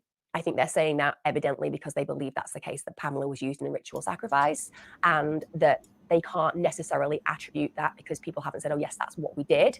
But certainly when they're looking at the injuries to her body and the way that she was so specifically cut up, it fits the paradigm. The medical examiner even concluded that she'd literally been dismembered with scientific method. So this isn't the first time, guys. This is somebody who knows exactly what they're doing. So the heart, her internal organs had all been removed from her body. All of her blood and urine also had been removed, drained. Her skin had been removed. And then on top of all those horrific things, and yes, I did say her skin had been removed, she'd then been decapitated, and her limbs and her torso had been cut up into 20 pieces. Now, each one of her body parts had literally been meticulously washed with bleach, and that was obviously partly to remove forensic evidence. But also, again, there's a ritualistic nature there, isn't there? And then the parts of her body have been stuffed in those 2 cases, along with the skin, which, quote, had been neatly folded like a dress. I kid you not. It makes silence of the lambs. Oh, okay. This goes beyond the realm of weirdness. So at this point, they're saying that this very well may have been done by a voodoo doctor or a doctor of some sorts that did this very surgically, strategically, cleanly. They were rinsing and washing the body part. 20 pieces, folks, 20. Not just a few. So in turn, I'm gonna guess that arms and pieces of arms and legs and feet. And it says it started with the feet while she was still alive. Okay, so yeah, and this was, and I see now where they're putting the whole voodoo scenario into place with this. So, yeah, this is crazy. And then to take the skin and fold it like a dress. Like a dress. I mean, what? As I said, this man is insane. Completely insane. Thank you, Heather. Wow, folks. That's all I can say is wow. This is crazy. Seem like a lame story. This happened to Pamela. This is Pamela's body. Sometimes when you start to talk about the grotesqueness and the dehumanization of an individual's life and body, you can almost forget what we're talking about because it becomes almost scientific, and the gruesomeness connects with a way that our brain wants to say, let's not think about that as a person. We have to. This is Pamela's body. They did this to her. He did this to her. And it's such an unusual way of disposing of a corpse. You don't need to do that if you want to get rid of a body. You can cut them up, fine, shove them in a bag. But the truth is, there is a meticulous level of the way that she is disemboweled, the way that her body is cut up. This is far more ritualistic. Don't forget, a few minutes ago, she said that all of the blood was drained, the urine was drained from the bladder, disemboweled. Oh. So they took the bowel out. They obviously removed the organs. Mm-hmm. When you disembowel, I mean, what the hell? Now I know where this is going now that she said disemboweled. When she's talking about the cannibalistic side of things, I already know where this is going to go. Because if the organs were removed and she was disemboweled, I'm not going to say it. Use your imagination. That's all I got to say. And the fact that they removed all of her internal organs, all of these things speak to something really malevolent and dark and ritualistic. Now, the police first, and very fortunately, are alerted to Osagali as a potential suspect by the taxi driver who'd actually transported he and his 2 suitcases to the spot where the suitcases were found. So we immediately have him banged to rights. Also, massive superiority, massive arrogance, clearly doesn't think that anyone's going to dob him in to the police. But also, what does that say about him? True narcissism running through his veins. And also, where are the consequences? Well, he went to prison, was going to get deported, didn't get deported. Why would he think that there were any consequences to his actions? But this taxi driver, fortunately, leads the investigators to Osagali. And because they know that he was the last one with her remains, clearly there is a link. So the police then go and search Osagali's apartment. And it gets worse. Because, again, I stand truthfully when I say this to you about my feelings. I don't think Osagali thought anyone was going to value this drug user. I don't think that he believed that she was from a loved family. I think he just saw her as another skag addict who was easy to dispose of and no one would notice. He got that so wrong. The idea that dependents aren't loved and cared for is a ludicrous stereotype. But what does that tell you about prior behaviour? Do we really believe that Asigali is somebody who's done this for the first time? Because he seems pretty damn proficient at this kind of behaviour. And if she hadn't belonged to somebody, hadn't gone missing, hadn't been kept. So the channel it's called Emma Kenny, Heather. So, and I was gonna say that before she said it, that to do that type of meticulous work, he's obviously done something like this before. Whether it was here or whether it was in Italy, Nigeria, wherever it was, it seems like a regular thing for him. If he's in the mafia and he does this whole voodoo thing, ritualistic stuff, like, this is crazy, guys. Crazy. Big capital C-R-A-Z. Okay. Wow. Or how many Jane Does turn up and we never find out who killed them, where they came from, or who they belong to? It's commonplace, particularly when it comes down to dependents and homeless people and sex workers. And bear in mind, that's what Asigali is penned as, just another disposable, dependent sex worker. But he's got it wrong. One, she's cared for, and two, people are invested in finding the grotesque killer of this poor young girl with her whole life ahead of her. So basically, in the apartment, they find Pamela's bloody clothes. They've made no attempt to get rid of them. So they're not thinking anyone's coming for them. They also found other items belonging to her, but it gets even more macabre, honestly, because as soon as they go and look in the fridge, they find body parts of hers. And the reason those body parts are there are for one reason. They're not keeping them cold to stop them smelling and getting ridden with fleas and maggots. They're there because they're going to eat them. It's there for consumption, pure and simple. Asigali and probably the people living with him are cannibals, end of.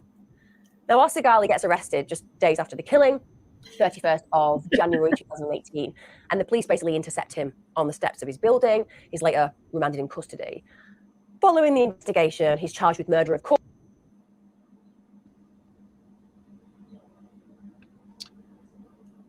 Yeah, first of all, yes, Drifter, I agree. She very, very, very pretty lady. But remember something, you guys. It was stated that there was 30 other people living in this, or 10 other people living in this 3-bedroom home with him. So he basically cut down the grocery shopping and stocked the freezer, for lack of better terms, and was going to feed these people. I mean, what? Good God, what is going on? This is insanity, you guys. I've never seen anything like this before.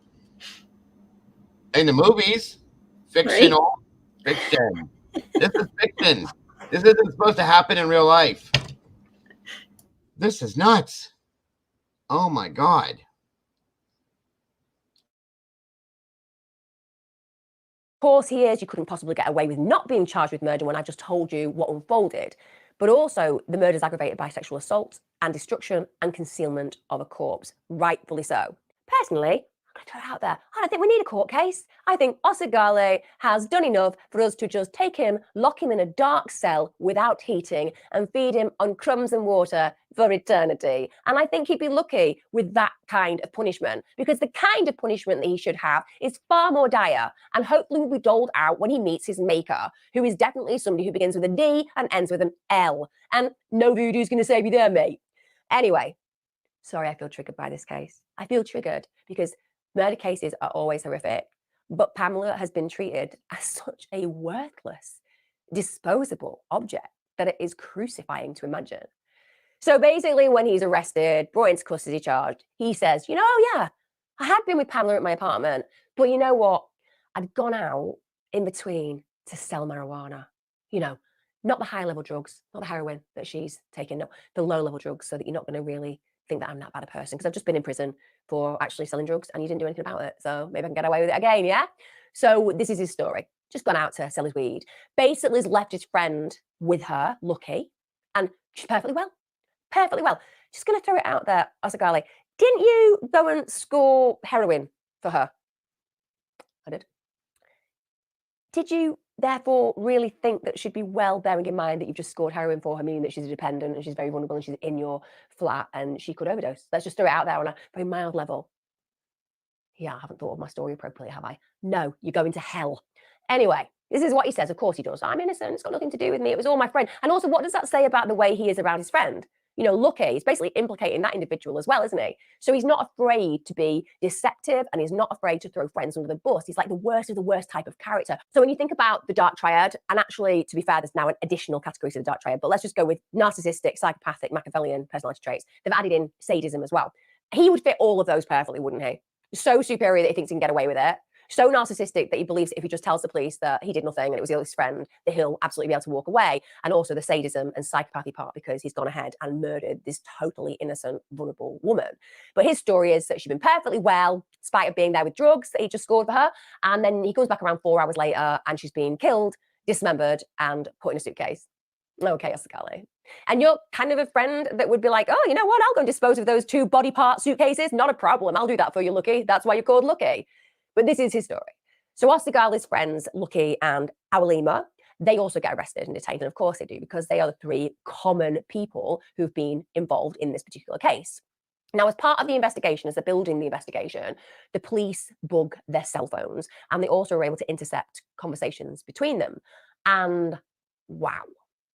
When I say all you should ever need are conversations like this to give you a life sentence, genuinely, I don't know why we bother with trials when you have this kind of incriminating evidence. Bearing in mind, they're being investigated by the police. They're going to be on the best behavior if they've got even an ounce of logic, common sense, and intelligence between them. Well, they haven't. None of them have. I often say there's 3 brain cells in there and they're actually fighting, but it's actually between all of them in this case. Literally 3 brain cells between all of them, and those cells are fighting with each other. So they're intercepting these phone calls and it's horrible. So the police become really suspicious now, because Awalima states this: innocent threw parts of the corpse in the toilet and flushed them, froze the other parts to be eaten. Referred to how simple it had been as well, and added, after all, we've done worse. So again, this is evidence of malicious, malevolent individuals. This isn't joking. This isn't sarcasm. These are individuals who are stating their truth. Police also later found evidence of this horrible kind of content on Awalima's mobile. So they were able to restore deleted photos, and those photos were horrific. So they depicted really terrible torture of young Black teenagers, and other pictures showed animals being dissected by these guys who were wearing latex gloves. So the actual content is very supportive of the nature of these individuals. Now, Oseghali, he basically was the one who should have got rid of Pamela's body. So the conversation went like this: it would have been better to have eaten the pieces of the body. The only problem would have been the head. He'd have had to throw it away. But everything else, he could have kept inside the fridge, and whenever he wanted, cook it and eat it. Now, the normalization of that statement is horrifying. These are not first timers, are they? In fact, one could argue they've got a taste for human body parts, and there's no big deal. An easier way would have literally been to digest this poor woman. That's what they're saying. So the police have them banged to rights as far as they're concerned. Now, on the 3rd of February 2018, so this is just days after Pamela's murder, unemployed 28-year-old right-wing militant guy called Luca Traini, he drives his car through the streets of Macerata, shooting through his car window. He's got a Glock semi-automatic pistol. He targeted Black pedestrians. So that's horrific. We've got this guy in a retribution-style act. That's what's happening. So he fires around 30 shots during the course of 90 minutes, and he seriously injures 6 people. Now, as the police close in, he manages to abandon his car in the city centre. Now, soon after, and thank God, he gets wrestled to the ground and is arrested on the steps of the Macerata fascist-era war memorial, which is obviously where he's made a beeline for, because that's part of his MO, isn't it? There's a desire to be seen out there as doing something that is so wrong in our views, but for him, with that very right extreme belief system, it's kind of representative being at that war memorial.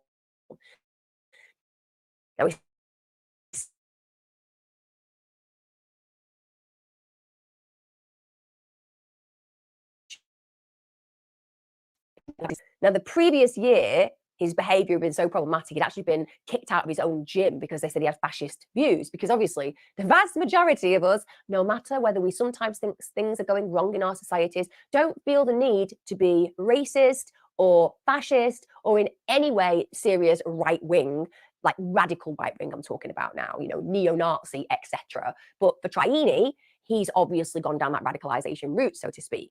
He felt that he did those shootings because he wanted to give Pamela some legacy. So in the days before the shootings and also that following Pamela's death, Traini had actually written many hateful posts about immigrants and Black people on Pamela's mother's Facebook page. In some, he'd gone so far as to call for the death penalty. And he said that his original plan was, in fact, to go to court and to shoot Osigali, and that was going to be in direct revenge for Pamela's murder.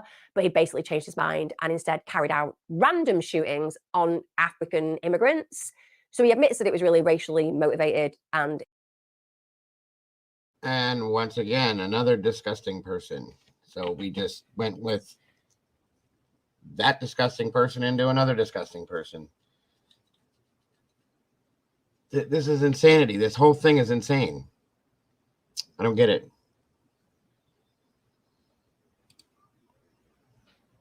Being alive whilst Osigali had been dismembering her. Just harrowing. He literally didn't care that she would have been in unbelievable agony as he started to carve her up. Because he enjoys this, doesn't he? This is somebody who's prepared and ready and experienced enough to just go along dissecting her even when she's awake. and following the further investigation, and this blows my mind. It blows my mind. This is as far as I'm concerned. Let's see. Transporter says, what about the white girl in London? 3 Black men and Black women cut her up in a flat. Family reported her missing. When the police looked into it, she was flat down the hall. They oh my God. Are you kidding me? Sorry about the echo. Hate breeds hate. Yeah, that's fact. I agree with you on that one, Drift. I do. Sadly, it's very sad. I mean, good Lord. This is just horrible. Like I said, we don't hear about this stuff. At least around here. And that's insanity, Transporter. It's all just as insane as this. Wow. Completely crazy.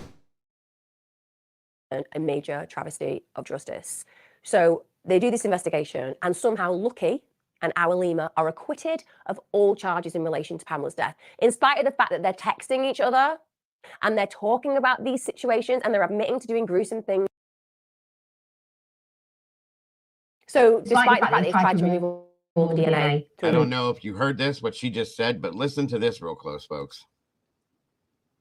Bleaching her body parts. They actually are able to find forensic evidence. So Osagali's DNA is found down Pamela's nails.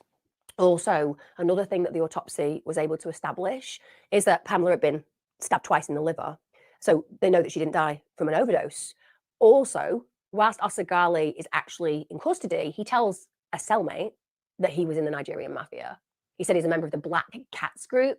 And even though his mafia connections have been dismissed by the police during the investigation, it still makes you feel, shall we say, an uncertainty, because certainly his actions are demonstrative of this particular group of individuals. Also, he disclosed that he'd stabbed Pamela after she threatened to call the police.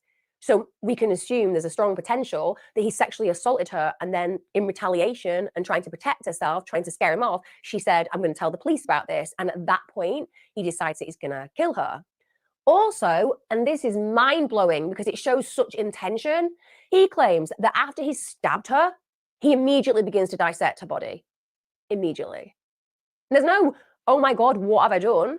There's no, Jesus, what am I going to do with this body? There's no, I need to go and take some stock of what has occurred because I've just killed this woman. No. Immediately, second nature, he just starts to dissect her body, beginning with one of her feet. Now, horrifically, and this is something that really stays with me, Osagali actually told his cellmate that Pamela had unexpectedly shown signs of life as he was removing her foot. And that's why he stabbed her again.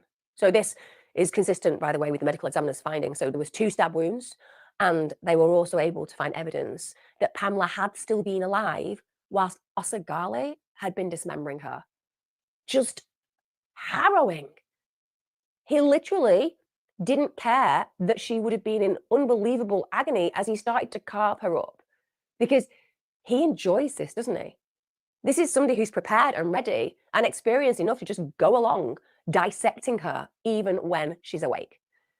Now, following the further investigation, and this blows my mind, it blows my mind. This is, as far as I'm concerned, a major travesty of justice. So they do this investigation, and somehow Lucky and Awalima are acquitted of all charges in relation to Pamela's death, in spite of the fact that they're texting each other and they're talking about these situations and they're admitting to doing gruesome things before this particular act. They, as far as they are concerned, are not people who are related to her actual death. Now, the sexual assault allegations, they couldn't even pursue those, as basically it's only an action that the victim can bring by themselves. How ludicrous is that? How ludicrous is it that Pamela, if she hadn't been brutally murdered on top of being horribly sexually assaulted and raped, well, then they'd have been prosecuted. But because she's dead, because she can't give evidence, even though her body demonstrates the evidence, apparently that's not enough.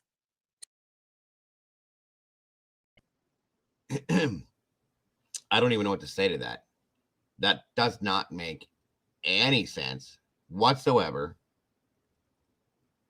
I'm floored. I'm completely appalled. What's up, Thick Infant? Good to see you. Thanks for joining us. This is insanity. Complete insanity. So, because she was deceased, dismembered, gone, but if she could have put charges against them, she would have. They were acquitted. Are you kidding me? I thought the justice system in the United States was bad. Miss me with this bullshit. This is insane, guys. Completely insane. I don't know what to say. Like, what? Unbelievable. That is so. They need to take a step back and look at the way their judicial system has worked and change something right now. That's all I can say. Not that it's going to happen, but like, my God. So this is basically telling you that you can get away with this kind of stuff. Yeah, Amanda Knox. I remember. I was just thinking of that. I couldn't remember her name, but thanks, Drift. This is just insane. It basically says that you can get away with this kind of thing over there. Is what it's telling you in a sense. Truthfully, it makes you think. You know what I mean? That's what I get from it. So these guys aren't even charged with her murder or the brutal assault that she would have endured, or taking her to the scene of her murder. There are so many layers to why this is so inconsistent with justice. It's unbelievable. So instead, Lucky and Awalima, they're only ever prosecuted for possession and distribution of drugs. So in October 2018, they receive 6 and 8 year sentences, respectively. That is a miscarriage of justice on steroids, as simple as. Now, Ostigali, he's found guilty of Pamela's rape and murder in 2019 because there was no other way that any other thing could have happened. He is guilty as hell. The only thing that could have made him look more guilty was if he had a tattoo saying, "I murdered Pamela," on his forehead, which my mother would think all murderers should probably have done to them anyway. She also thinks that paedophiles should have a massive P put on their forehead. I kind of get where she's going and I kind of respect it. So he's found guilty of murder in May 2019. He's sentenced to life in prison. Amen. Amen for that. And that includes 18. So nobody was charged nor convicted with misuse of a corpse, abuse of a corpse, any of those charges that they don't seem to exist.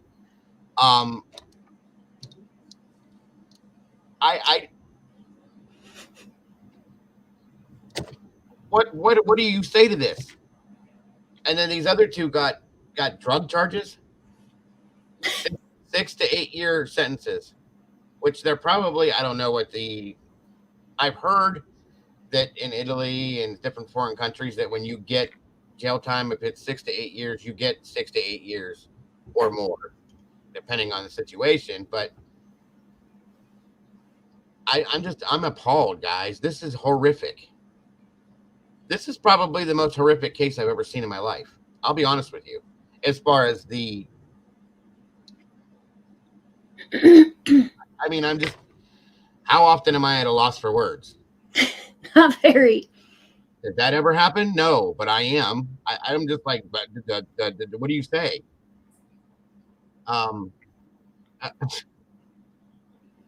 Oh, yeah, moved to here, probably Texas, so they can go back and forth. Like, yeah, that's true too. Like Emma's mom, pee on the forehead. You're a foreigner, you get away with murder, literally. I've heard that too. No, Heather, I was trained by a Saudi Arabian woman who worked for British government on radical Islam 2 years ago. That's why I tried to warn what was coming. That's why I can see what's going on. I understand transporter completely. I mean, we need to finish this, but I really am like, wow. Isolation. Again, I think we could have put that for 10 years or so. But 18 months isolation, that's how seriously it's considered that you can't even be around other individuals. And the court justified its imposition of a life sentence because they described the killing as a homicide of unprecedented gravity, paired with a total and inhumane insensitivity evidenced by the conduction of the dismemberment of the body, lucidly prolonged for hours. Very strong words, absolutely and dutifully correct. Like I said, don't know why the other two weren't brought in as co-conspirators. Certainly don't think 6 and 8 years is representative of what we're talking about today. Now, Pamela's mother, because bear in mind, Pamela is loved. She belongs to people. She belongs to a family. Her mum's called Alessandra Verney, and she has been beyond appalled by her experience in the judicial process, and I understand why. She also is appalled by the way that her family and her have been treated by the church. You know, the church, the compassionate, patient, forgiving, loving church. Well, not for Pamela's family, it seems. So she feels really let down by the system. She feels that it took a long time for any form of justice for Pamela. And even though Osigali got the conviction in a life sentence, the other two basically have such minimal sentences, it's embarrassing. But also, Osigali then tries to appeal his conviction for the sexual assault element of the crime. So basically, he argues it hadn't been adequately proven at trial. Sorry, is it possible that we just double his sentence? And you know the 18 months in isolation? I've got a new idea. Now, it's a bit... This woman cracks me up, first of all. I love her. But yeah, the 18 months in isolation is a joke. Do they not have the death penalty over there? Because something like this, in a sense, I think that kind of breeds death penalty. It spells out death penalty to me. Like, this is horrific, folks, and they should have given him the death penalty unless they don't have it. I don't know. I've never looked into that, but damn is all I can say with that one. Yeah, I haven't looked into that one, Kim. I've heard it was bad. I haven't looked into it, and I know what you're talking about, Pookie. But still, this is crazy. Bit left field. Throwing it out there. Some of you human rights people out there, you might be a little bit up in arms, but I've made myself the mayor of the area, and so I'm going to make these rules now. So we're going to double the life sentence. I know it's irrelevant. He'll be dead anyway. We're just going to do that anyway. Double the life sentence. And then, you know the 18 months in isolation? Well, I would like the first 18 months to additionalize, you know, those guys, the really big ones that no one likes in the prison and everyone's scared of. Yeah, they are going to spend the first 18 months with Osigali. And then, again, people are going to be like, what? This seems a little bit out there. But you know snakes? You know the really dangerous snakes that don't kill you, but they're dangerous because they bite you. And they do have some venom, and it makes you like feel like you've got bad flu. Well, we're just going to put him in a cell with those for the next 5 years. Just 5 years. And actually, funnily enough, I want to trial this with the 2 guys who went down for drugs charges. Let's do that too. It's totally fine. I've made a new law. Sorry, I digress. I'm just living in my little fantasy world where things of justice play out. I love her. The fact that he wants to try to get off for the sexual assault element is devastating as far as I'm concerned, because you are putting Pamela's family through this. And the whole aim of that was he wanted to secure a reduction of his life sentence. So he doesn't believe that he should be in prison for that time. That's how little he values Pamela's life. It's just a woman, just a body, just something destroyed, just a family destroyed, but who cares? All that matters is his...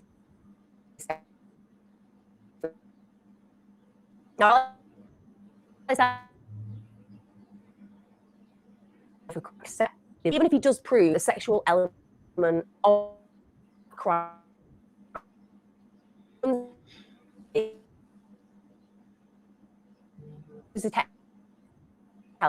He's getting his attention. He's continuing the pain of the family, and it's going to do nothing because he's ending up with the same sentence. Now, for me, that genuinely, again, demonstrates that narcissism. He wants attention. He wants to feel a level of control. And it's offensive that anybody would legitimize that desire and actually bring that to life. Now, as Alexandra understandably feels that the actual murdering and dismembering of Pamela's body justifies the life sentence alone, it absolutely does. So in protest, when Osagale's recent appeal hearing happened, this is in January 2023, she actually walked in wearing a T-shirt, which was absolutely designed to shock. It was designed to send out a really strong, powerful message, one that said, I won't be silenced.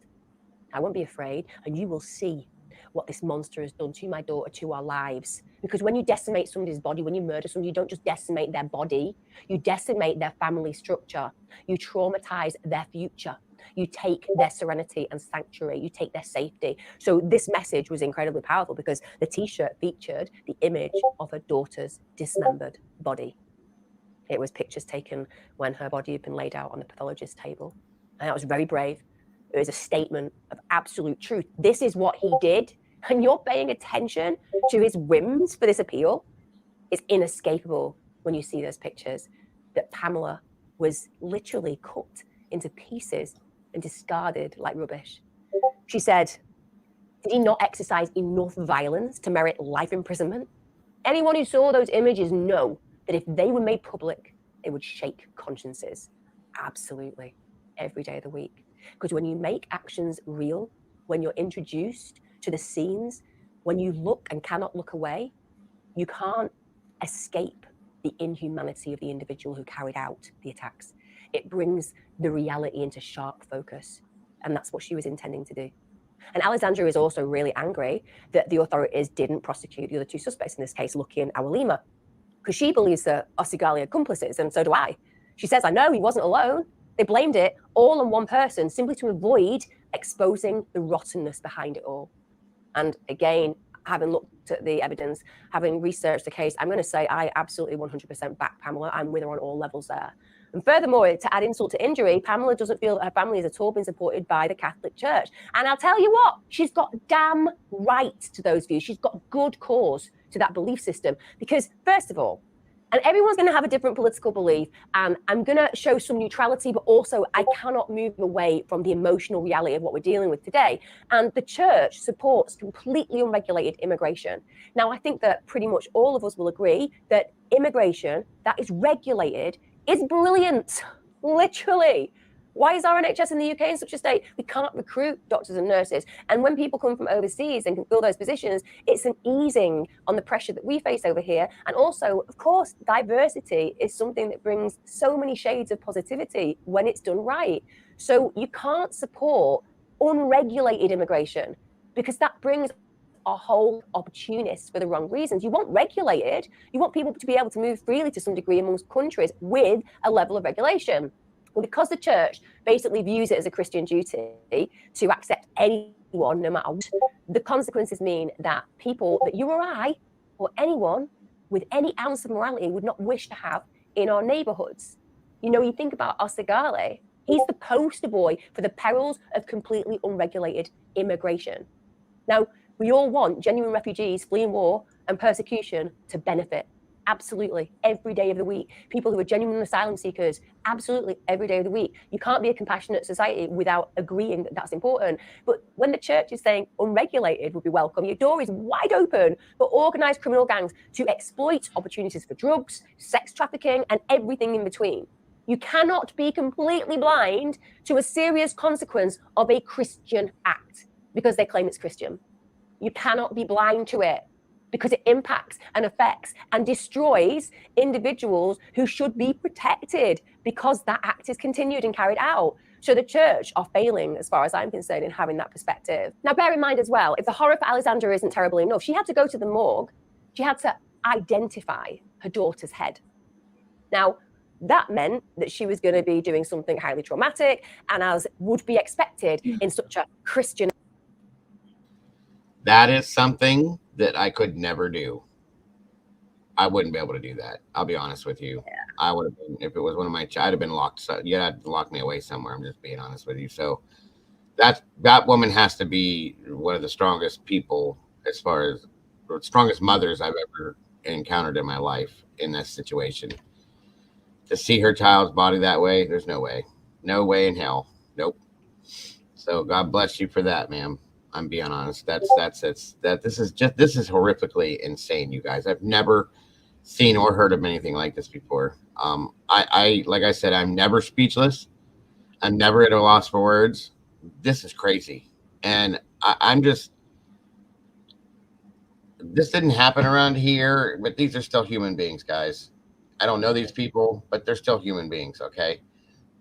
This girl, I'm angry at this point now because of the way this turned out. Like, and this idiot thinks that he should be set free, that's too much time. Are you kidding me? No. Environment, she's not going to be sent alone. The church is going to support her because he's heinous, right? So we have the head bishop, Nazareno Marconi, who's the head of the Diocese of Macerata. He goes with her. But basically, when he arrives, just imagine how she'd be identifying her daughter's head. All he does is recite a quick prayer, then says to Alessandra, "You must forget in silence." Now, Alessandra says that she wasn't entirely sure what he meant by this, but I think we can all agree that she got the gist. Sounds like the Christian church would prefer Pamela's family to be less vocal about their loved one's horrific murder. You must forget in silence. I tell you what, Bishop, you and me are not going to be on the same page where that's concerned, because you ain't going quietly. And the church should not be saying to a family who've just lost a child so brutally that you've got to forget in silence. You are going to be screaming it from the rooftops until justice occurs, until change arrives. It's horrific that Pamela's family are getting this additional pressure by the one place who should be offering her solace and a place of sanctuary. Now, since Oseghali's incarceration, another thing that the church have done is frequently provided assistance to him. Yeah. So they've gone ahead and given him food and clothes. This is all via a Catholic church charity. Meanwhile, Pamela's family have had no contact from the charity whatsoever, not even a call. Now, I don't know about you, but I can't imagine a situation that calls for a Christian act more than one that family is in. But why help them when you've got this reprehensible, sadistic excuse for a person in prison that you can take care of? Now, Alessandra stated this: the church is merciful with the devil, but not with my daughter. Amen to that. Amen to that. And you know what? It just plays in to a lot of the feelings that I've got about a lot of organized religion and the darkness within the depths of some of those areas. Listen, you all know I've got a faith. I also know that people with faith live longer, tend to be happier in relationships, tend to be healthier. There's a lot of research out there that evidences that. I'm not coming down on people having no faith. I'm saying that where there are organizations of power, there tends to be corruption. And where there is corruption, there tends to be a supporting the things that we should never wish to support. Just throwing it out there. Let's be honest about the Catholic Church. My God, I should probably do some videos on some of the horrific sexual abuse cases carried out by priests and some of the horrific murders carried out by nuns. So we're not going to pretend that this environment and organization is full of the good guys. Baddies are everywhere. And some of those baddies get super powerful and do super terrible things. Now, in a final twist of fate, Pamela's family actually had a memorial built. This was at the place where her remains were found. Obviously, for them, they want it to be a place of remembrance and meaning and not the sinister, macabre memory of the suitcases being found there. Now, apparently, Bishop Marconi, person with good running through his veins, apparently he arrived, not probably because he wanted to, because then he just goes through a prayer really quickly and then said he was busy and left. Wow. Just makes me want to say a few Hail Marys in his honor. Genuinely, what we're seeing there is a complete absence of empathy and sympathy for Pamela's family. Who knows? Maybe the truth is that that particular bishop believed that because Pamela was a drug user, that she kind of deserved what happened to her. Because believe me, those kind of bizarre stereotypes psychologically exist. That's what I was going to say. It's a harrowing thought, but it's certainly a possibility. Now, there's no doubt that Pamela's murder has exacerbated anti-immigrant sentiments in Italy, particularly in Macerata, where the killings occurred. Bearing in mind that that actual town had previously been really welcoming. It had been a left-leaning place. It wasn't used to violence. However, that crime, the killing of Pamela, it just provoked a hell of a lot of xenophobic feeling. People felt really scared in the area. And that meant that the right-wing parties obviously exploited Pamela's murder for their benefit, that's including Liga, and they wanted to basically amplify their policies and beliefs by using her murder, which obviously was a very unusual thing. This wasn't happening regularly. It was something that was extraordinary. It wasn't in the ordinary, but they hook onto this. And in the 2018 general election campaign in Italy, they politicized the crime on the issue of immigration. So this is what they used basically to, I suppose, inflate their messages. So following Pamela's death, Liga's leader, Matteo Salvini, he actually accused the party on the left of having blood in their hands. And in reference to Osegali, he actually posted on Facebook, what was this maggot still doing in Italy? He wasn't fleeing war. He brought war to Italy. And again, you can understand that a lot of people would agree with that. But that's about Osegali as a character, right? You can't then paint everyone with that brush because it's absolutely untrue and clearly untrue. But it's a very clever way of raising the information that they want to raise regarding their policies and beliefs. You know, people were really angry and immigration was really a main topic in political debate during this period of time. They portrayed immigrants as killers, as rapists, as murderers. Traini, the horror of an individual who went around shooting people, he actually gets hailed as a hero by some sections of Italian society following the shooting. Now, Salvini, obviously the leader that I was just talking about, he acknowledged that violence is never the solution, but what he did do was blame out of control migration for causing chaos, rage, and social clashes. So the Lega Party, after this promotion, after this amplification of their messaging, after the crime, wow, they had a resounding success in the 2018 elections. This is just 5 weeks after Pamela's death. So people are reacting, aren't they? They're reacting, and because of that, they're voting this way. So they became the third largest party in Italy. And part of their party pledges within their campaign was that they said they were going to deport 150,000 migrants and also close the borders to nearly all new arrivals.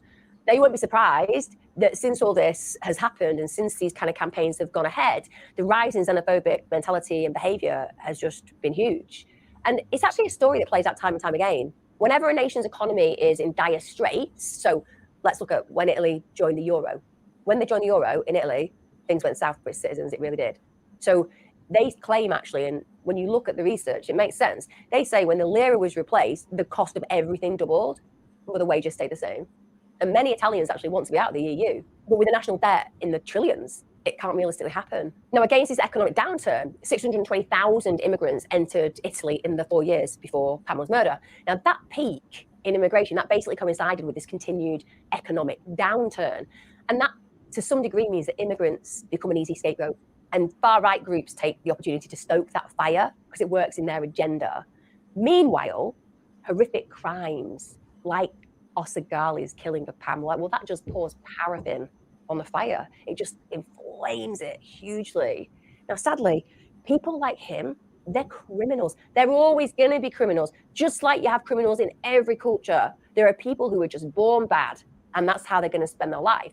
And he is a criminal who took advantage of an immigration system that, yeah, isn't working. We can absolutely agree that, but that he could exploit. And that is so problematic because it impacts on the genuine cases. And those who are the genuine cases are the ones that suffer, such as the 6 innocent people who were shot by Traini. That said, and absolutely that noted, the enormity of Pamela's murder should not be ignored. A year younger, she would have been a kid. She'd been a child.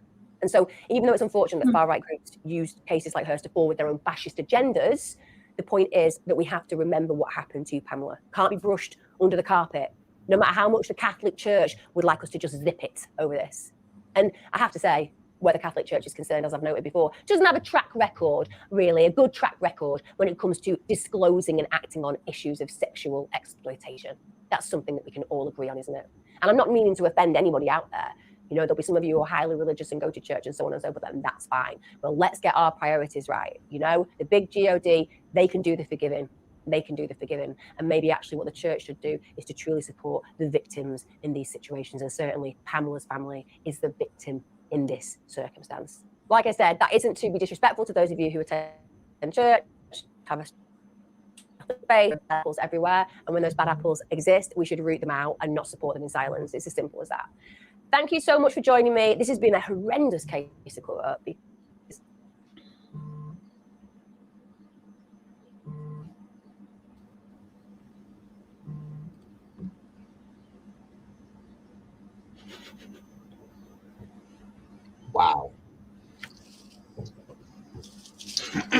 So,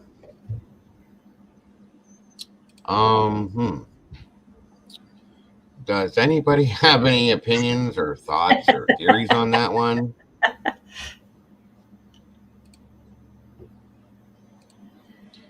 That is insanity, guys. That is horrific. And it's sad that justice, in my opinion, was not fully served. That's not true justice at all, guys. That's not even remotely. That poor woman. What that? I said no transporter. We don't want to get shut down. No, please no. I have enough stress over here to deal with this stuff, so that won't work. I bet you could though. Yeah. That was just crazy. If that bothered anybody, my apologies. It bothered me, so it very well could bug somebody. So I apologize, guys. That was kind of dramatic. It was pretty nuts. So,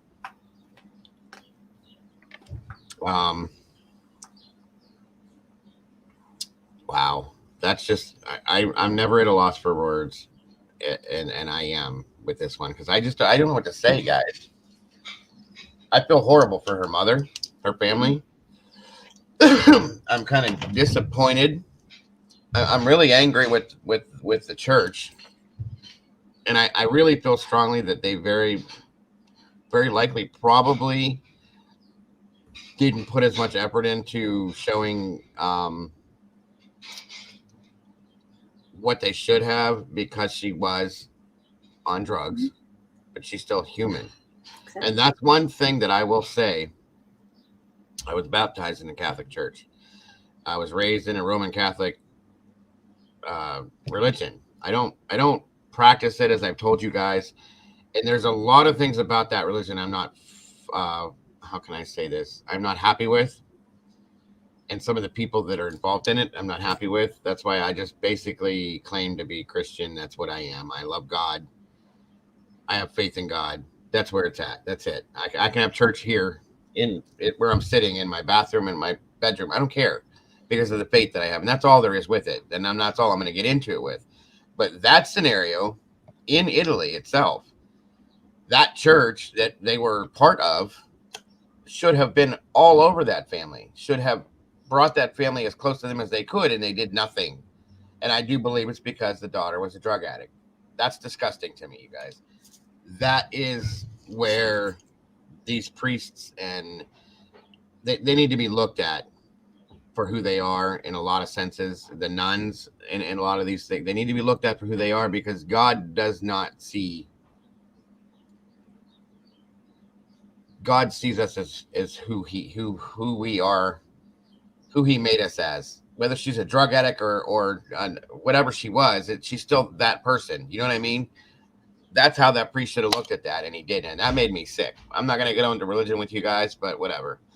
And the court system over there. Good God Almighty, are you kidding me? What's the deal, guys? That doesn't make any sense. Thank you, Heather, so very much. Again, anybody that would be generous enough to want to consider supporting the channel, anything right now is appreciated. The bills are due, folks. So there's the links for Venmo, Cash App, and PayPal. And thank you so much, Heather. Yeah, I'm really, I mean, I'm not speechless because I'm talking, but there's a whole lot more I would typically say, and I can't. This is crazy. Which is probably why we don't see this kind of stuff over here very often. You know what I mean? I'm sure, I know it has happened. I know it has happened. Okay. But damn, you know, I'd love to get my hands on that guy. That's all I can say. With one of these. I'll show him what's like. Wow. Just wow. Pure insanity, guys. That's nuts. Unreal. So if anybody has any thoughts or theories or anything that you want to talk about with that, I know you won't, but feel free to give me a call. 234-703-4047 and we'll talk. If not, you're more than welcome to just type what you feel in the chat. And if not, that's okay. But More importantly, don't forget, you guys, that tonight, 7 p.m. Eastern Standard Time, Standard Time, for those of you that can do it, we are telling the true story behind the Night Stalker, Mr. Richard Ramirez, another infamous serial killer, who was another nut job. So please, if you can, please join us. Mama Bear will not be up here. She may be in chat for a minute, but she's got sleepy time. Sleepy time. Sleepy time's good time. So the rest of you can join us, and I'm sure it will be interesting. Was it Monday? I enjoyed Monday night. I thought that went very well. I appreciate all you guys that were here for that one. And then we will pick a new one this evening. I got a couple in mind. And by the way, if anybody has any thoughts or opinions on that, throw it in the chat. You can do it right now if you want to. I'd love to hear from you. It'll help us. I can write them down, and we can get looking into them. Miss Heather likes to get a head start on everything she does, so now you guys can mention it. She'll have something all made up for it already within the next hour. She's very quick, guys. So if you got any ideas, throw them in the chat real quick. I'd love to see them.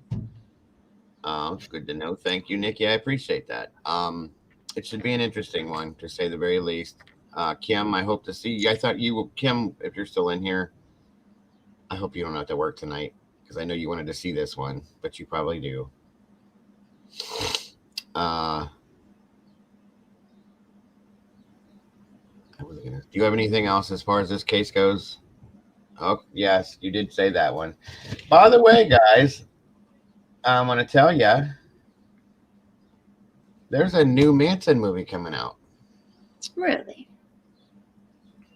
And are you guys ready for this? Hold on to your seats. Make sure you're sitting down for this. I got to tell you, I'm excited. I'm so excited, guys. Heather, are you ready? There's a new movie coming out, and it's called Cocaine Shark. Oh, I knew about that one. Whoa! I go through and watch the newest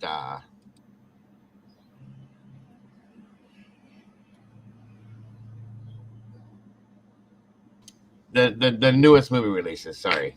But I watched a bunch last night, and that popped right in the middle, and I went, what? Like, the Cocaine Bear, it really wasn't that bad. It was goofy, but it wasn't that bad. The Cocaine Shark thing, come on now. I mean, like, Sharknado was bad enough, but this is ridiculous. There is a new Charles Manson movie coming out. I saw last night. There's, let me see if I can find it here. I'll show you guys real quick.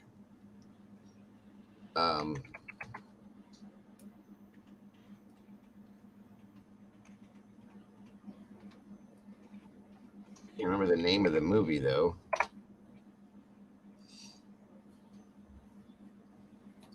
Jesus hung out with sinners in love and compassion. We are called to do the same. That's true. That is true. Thank you. Thank you, Miss April.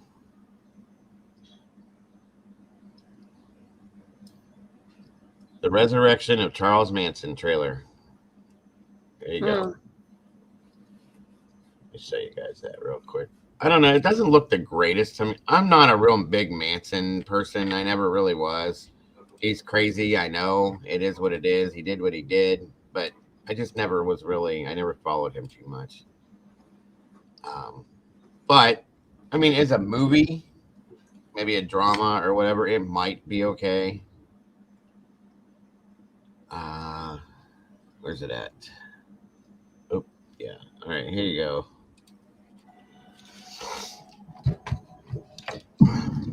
Charlie. Bring them to me. Right now. Tonight is the night of resurrection.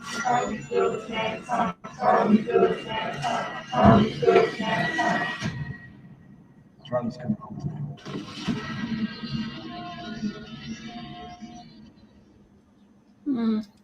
I'm not so sure.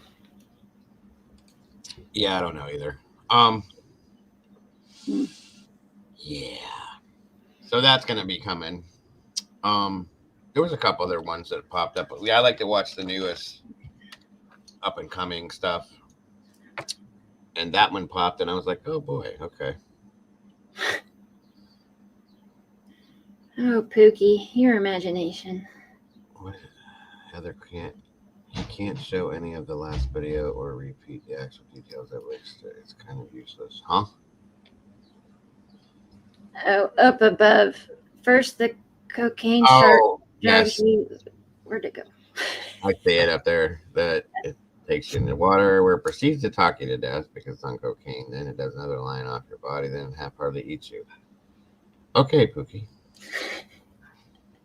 I don't want to see it either. I don't. And it was made so. It's horrible, guys. I mean, I'll show you the trailer. It's just stupid. It's got like, you know how Batman and Robin had like when they would hit each other in the movies, they'd do like the whole pow and it'd show you the star with the word pow in it. Yeah.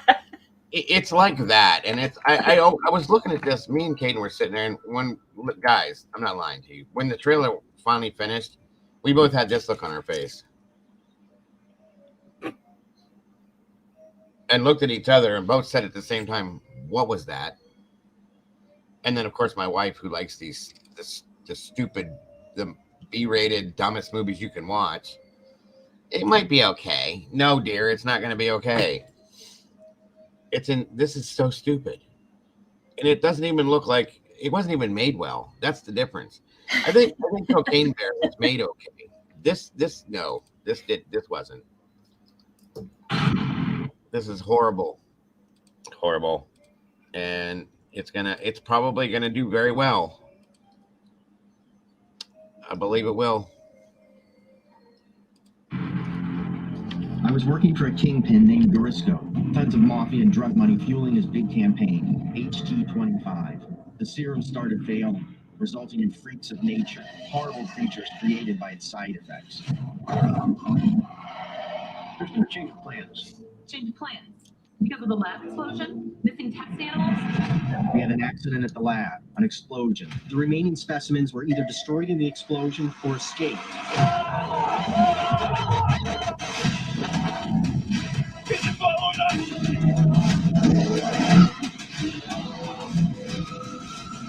I think I saw something in the water. I think it was That a was shark. made horribly. Oh no! Wow. That's not even a good word for it, guys. I think we're gonna do this. We're gonna make a movie called Cocaine Dago and see what happens. Okay? Maybe we'll get rich, maybe not. I don't know. I think you can pretty much, or maybe we can do Cocaine Squirrel. Let's try that one and see what happens. Cocaine Chipmunk or Cocaine Rat, maybe. I mean, this is getting stupid. Have some originality, folks. They probably saw Cocaine Bear did great and did good and whatever. Yeah. Unbelievable. Cocaine is a particular, yes, it very much is. I showed Sylvia. Where is Sylvia? We haven't seen her in a while. And where is Sammy at? Damn it. We could just show a lobotomy. Yeah, that would probably be more entertaining, honestly, Poogie. I do have stuff that I could show you that is like Cocaine Tiger. Yeah. Oh, so it would just be like a documentary about Tigger from Winnie the Pooh? Because you know Tigger was on cocaine, right? Yeah, I've heard that. He was on something like that, at least. That makes sense. Or, Right, yeah. That's my thought. yeah, maybe he was Just call it Tigger. ADHD. ADHD. That's very possible too. Undiagnosed. Yes. Guys, we're going to be starting our movie nights here relatively soon. I'm trying to make sure all proceeds go to freeing Joe Exotic. That was funny, Nikki. Yeah. we are going to be starting our movie nights, guys, relatively soon. But I'm trying to make sure that I can get as many people and members enrolled and involved in Discord beforehand, so that nobody misses out and nobody's lost. So, if you are not a member, if you would like to become a member for only $2.99, then you will be available to attend the movie nights with us. It's one of the perks for being a member. So, and we're going to be doing some good movies. Me and Mama Bear and Miss Pookie and Miss Molly. I still like to know where she's at. She's helping her mom. Okay, so she's okay.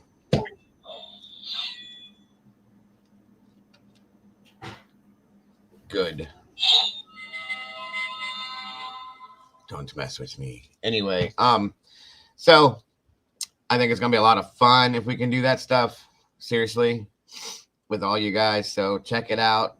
If you're not a member and you would like to try to become a member, Miss Heather can help you with that if you get lost. Because I sure can't. I don't understand it. I tried to understand it. It don't work for me when I touch it. So I'm not gonna touch it. So it's easier that way. But if you have any questions about it, let me know. And then we will be trying to keep with movies that are along the lines of what we're doing. Now, that's not to say that we can't go to a different type of movie, because we're going to be doing it on a regular. And just so you guys know, I know some of you guys enjoy when I do the whole DJ Dago thing with the music and all that stuff. So I'm planning on doing that in the evening for the next one. Okay. That way more of you guys will be able to attend if you want to. And some of you guys like to involve drinking with it, maybe. So most people don't want to be drinking at 11 o'clock in the morning or even at noon. So we're going to do that in the evening, and it should be a lot more fun. So that's coming up soon again, too, just so you know, for those of you that are interested in that. This is the Dog Hotel. Huh? She just call us dogs. I'm guessing. Are you saying that we're dogs, Pookie? Roof? It's not very nice, Pookie. No, not at all. Good Lord. What do I do? So, does anybody have any thoughts, theories, questions, comments about that? The stuff I just explained to you. Or this here, that on the screen up there. Oh. My house is the Dog Hotel. Oh, okay. That makes more sense. You have the Dog Hotel. Random. April. Nobody's got any comments, thoughts, theories, anything that goes with anything I said to you guys just now. Did you guys even hear me? Do you hear my voice when I talk, or do I sound like the teacher on Charlie Brown to you guys? Sometimes. It depends on how tired I am. I know I do you. I already know that was you. That's a fact. But I know that you're used to that because you're married to somebody like me, so it's okay. Well, in that sense, you are at least. Heather O, got you, Angel. I can spec and write a little Arabic, but don't get me wrong. I love Muslims. It's radical Islam. Bomb children. Right. Okay. Okay. Gotcha. You hear me? Did you hear me, Miss Kim? You heard me. Kim was going to come here and Kim was going to come here, Joe, and shoot a cocaine movie, and my dogs don't do coke. Oh, well, that's good to know your dogs don't have a problem with that, Pookie. That's always good to know. Interesting. You guys are crazy. So, anybody? Mama Bear, do you have anything to add to anything? Nope. Anything you want to say about anything? Anything? No. Nope. Let's see. Good doggies. Okay. Miss Heather, is there anything else that you wanted to put up or out? Still wondering about, but oh my God, Nikki. Nikki's still wondering about Buzz Lightyear from the other day. Oh, jeez. You guys are a mess. You guys really are. Where the hell is everybody today? 12 people. This is pathetic. It's just pathetic, folks. We need more peeps. Nope. Not a thing. All right, guys. Well, I'm looking forward to tonight. Again, guys, 7 p.m. Eastern Standard Time for the Night Stalker story. Thanks, It April. back out the same way, but killed all of my rats. All right. Okay. Oh, there was a stray cat upstairs that got in. Pookie Madoodle. Pookie Random. Thank you, Heather. So yeah, guys, that's tonight. Again, like I said, we're going to start the movie nights. Once we get that all completely organized, we're about there with it. And again, I'm trying to give everybody a little time for those of you that are not members. If you want to become members, to go ahead and do that if you choose.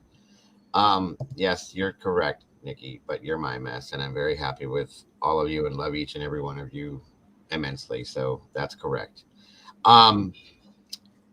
The movie night thing's going to be started. I'm kind of actually really excited about that. I think that's going to be a good time. I feel bad though, because I would love for Mama Bear to be able to do it with us, but she sleeps in the evenings because she needs to. So maybe every now and then you'll be able to join in for a little bit. Kids only have like 30 days of school left, so. Well, still, that would be great. I'd love to have you at least join in and fall asleep in here, at least, if nothing else. I can do that. Yeah, I know that. So that would work. Thank you, Heather.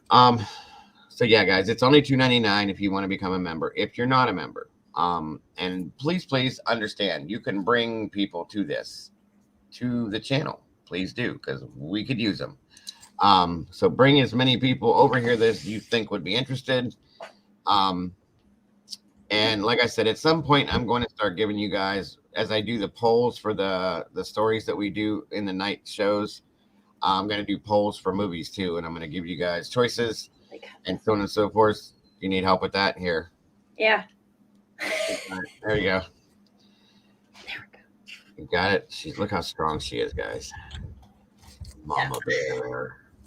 Anyway. I don't know, these are really hard. I like the diet version. Is that the peach one? Mm-hmm. Yeah, the diet version of that's pretty good. Echo likes those. Yeah, they are good. So, I guess that's going to be it for today, folks. Let's see. We've been live for almost 3. Yep. Not bad. It's about where I'm trying to bring it to on a regular. Mama Bear's got stuff she's got to go do. I gotta go beat Caden. I'm just kidding. We gotta go do some outside stuff because it is gorgeous out there. Sesame Street. You are so random, Pookie. What about Sesame Street? Seriously.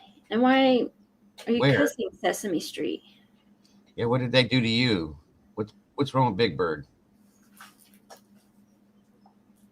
I don't even see anything else that goes to that. Thank you again, Heather. What happened on Sesame Street, Pookie? Tell us, please.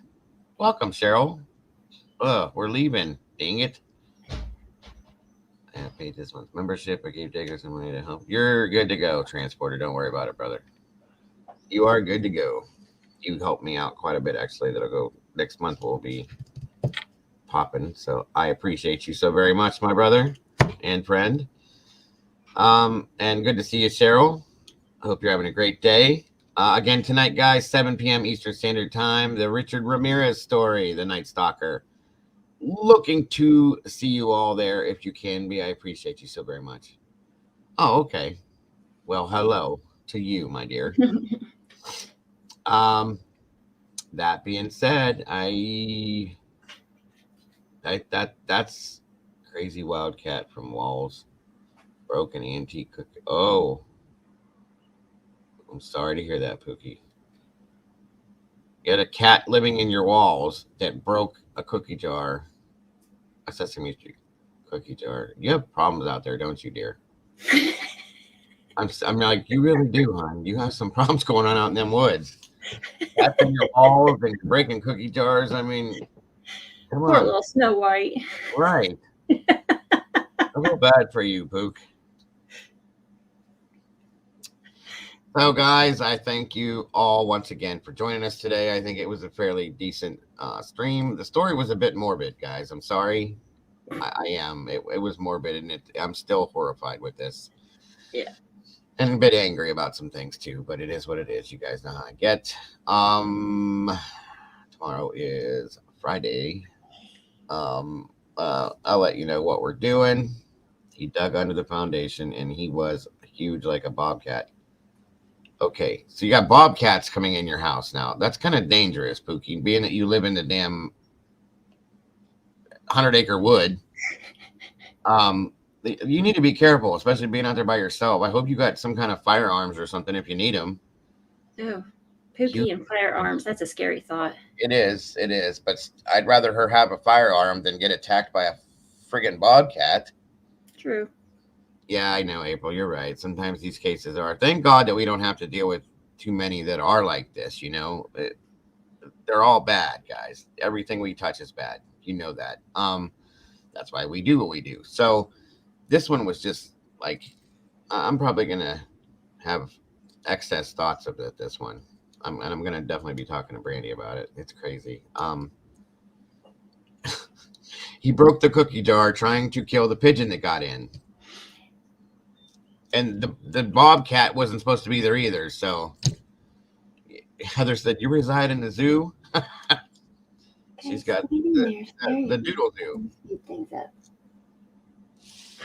So, all right, everyone. Again, love you guys, each and every one of you to death. You guys are absolutely amazing. Don't forget to love yourselves, to love each other, and don't change, please, anything about yourselves. You guys are absolutely amazing. And I thank you all for everything you do for this channel. Anybody that may have donated to the channel, I do appreciate you more than you guys will ever know. And I'm looking forward to hopefully seeing you all this evening. Other than that, I will see you tomorrow if I don't see you this evening. You guys have a great, great rest of your day. And I love you. See you soon. Thank you, Mama Bear. You're welcome. Bye, Bye-bye. guys.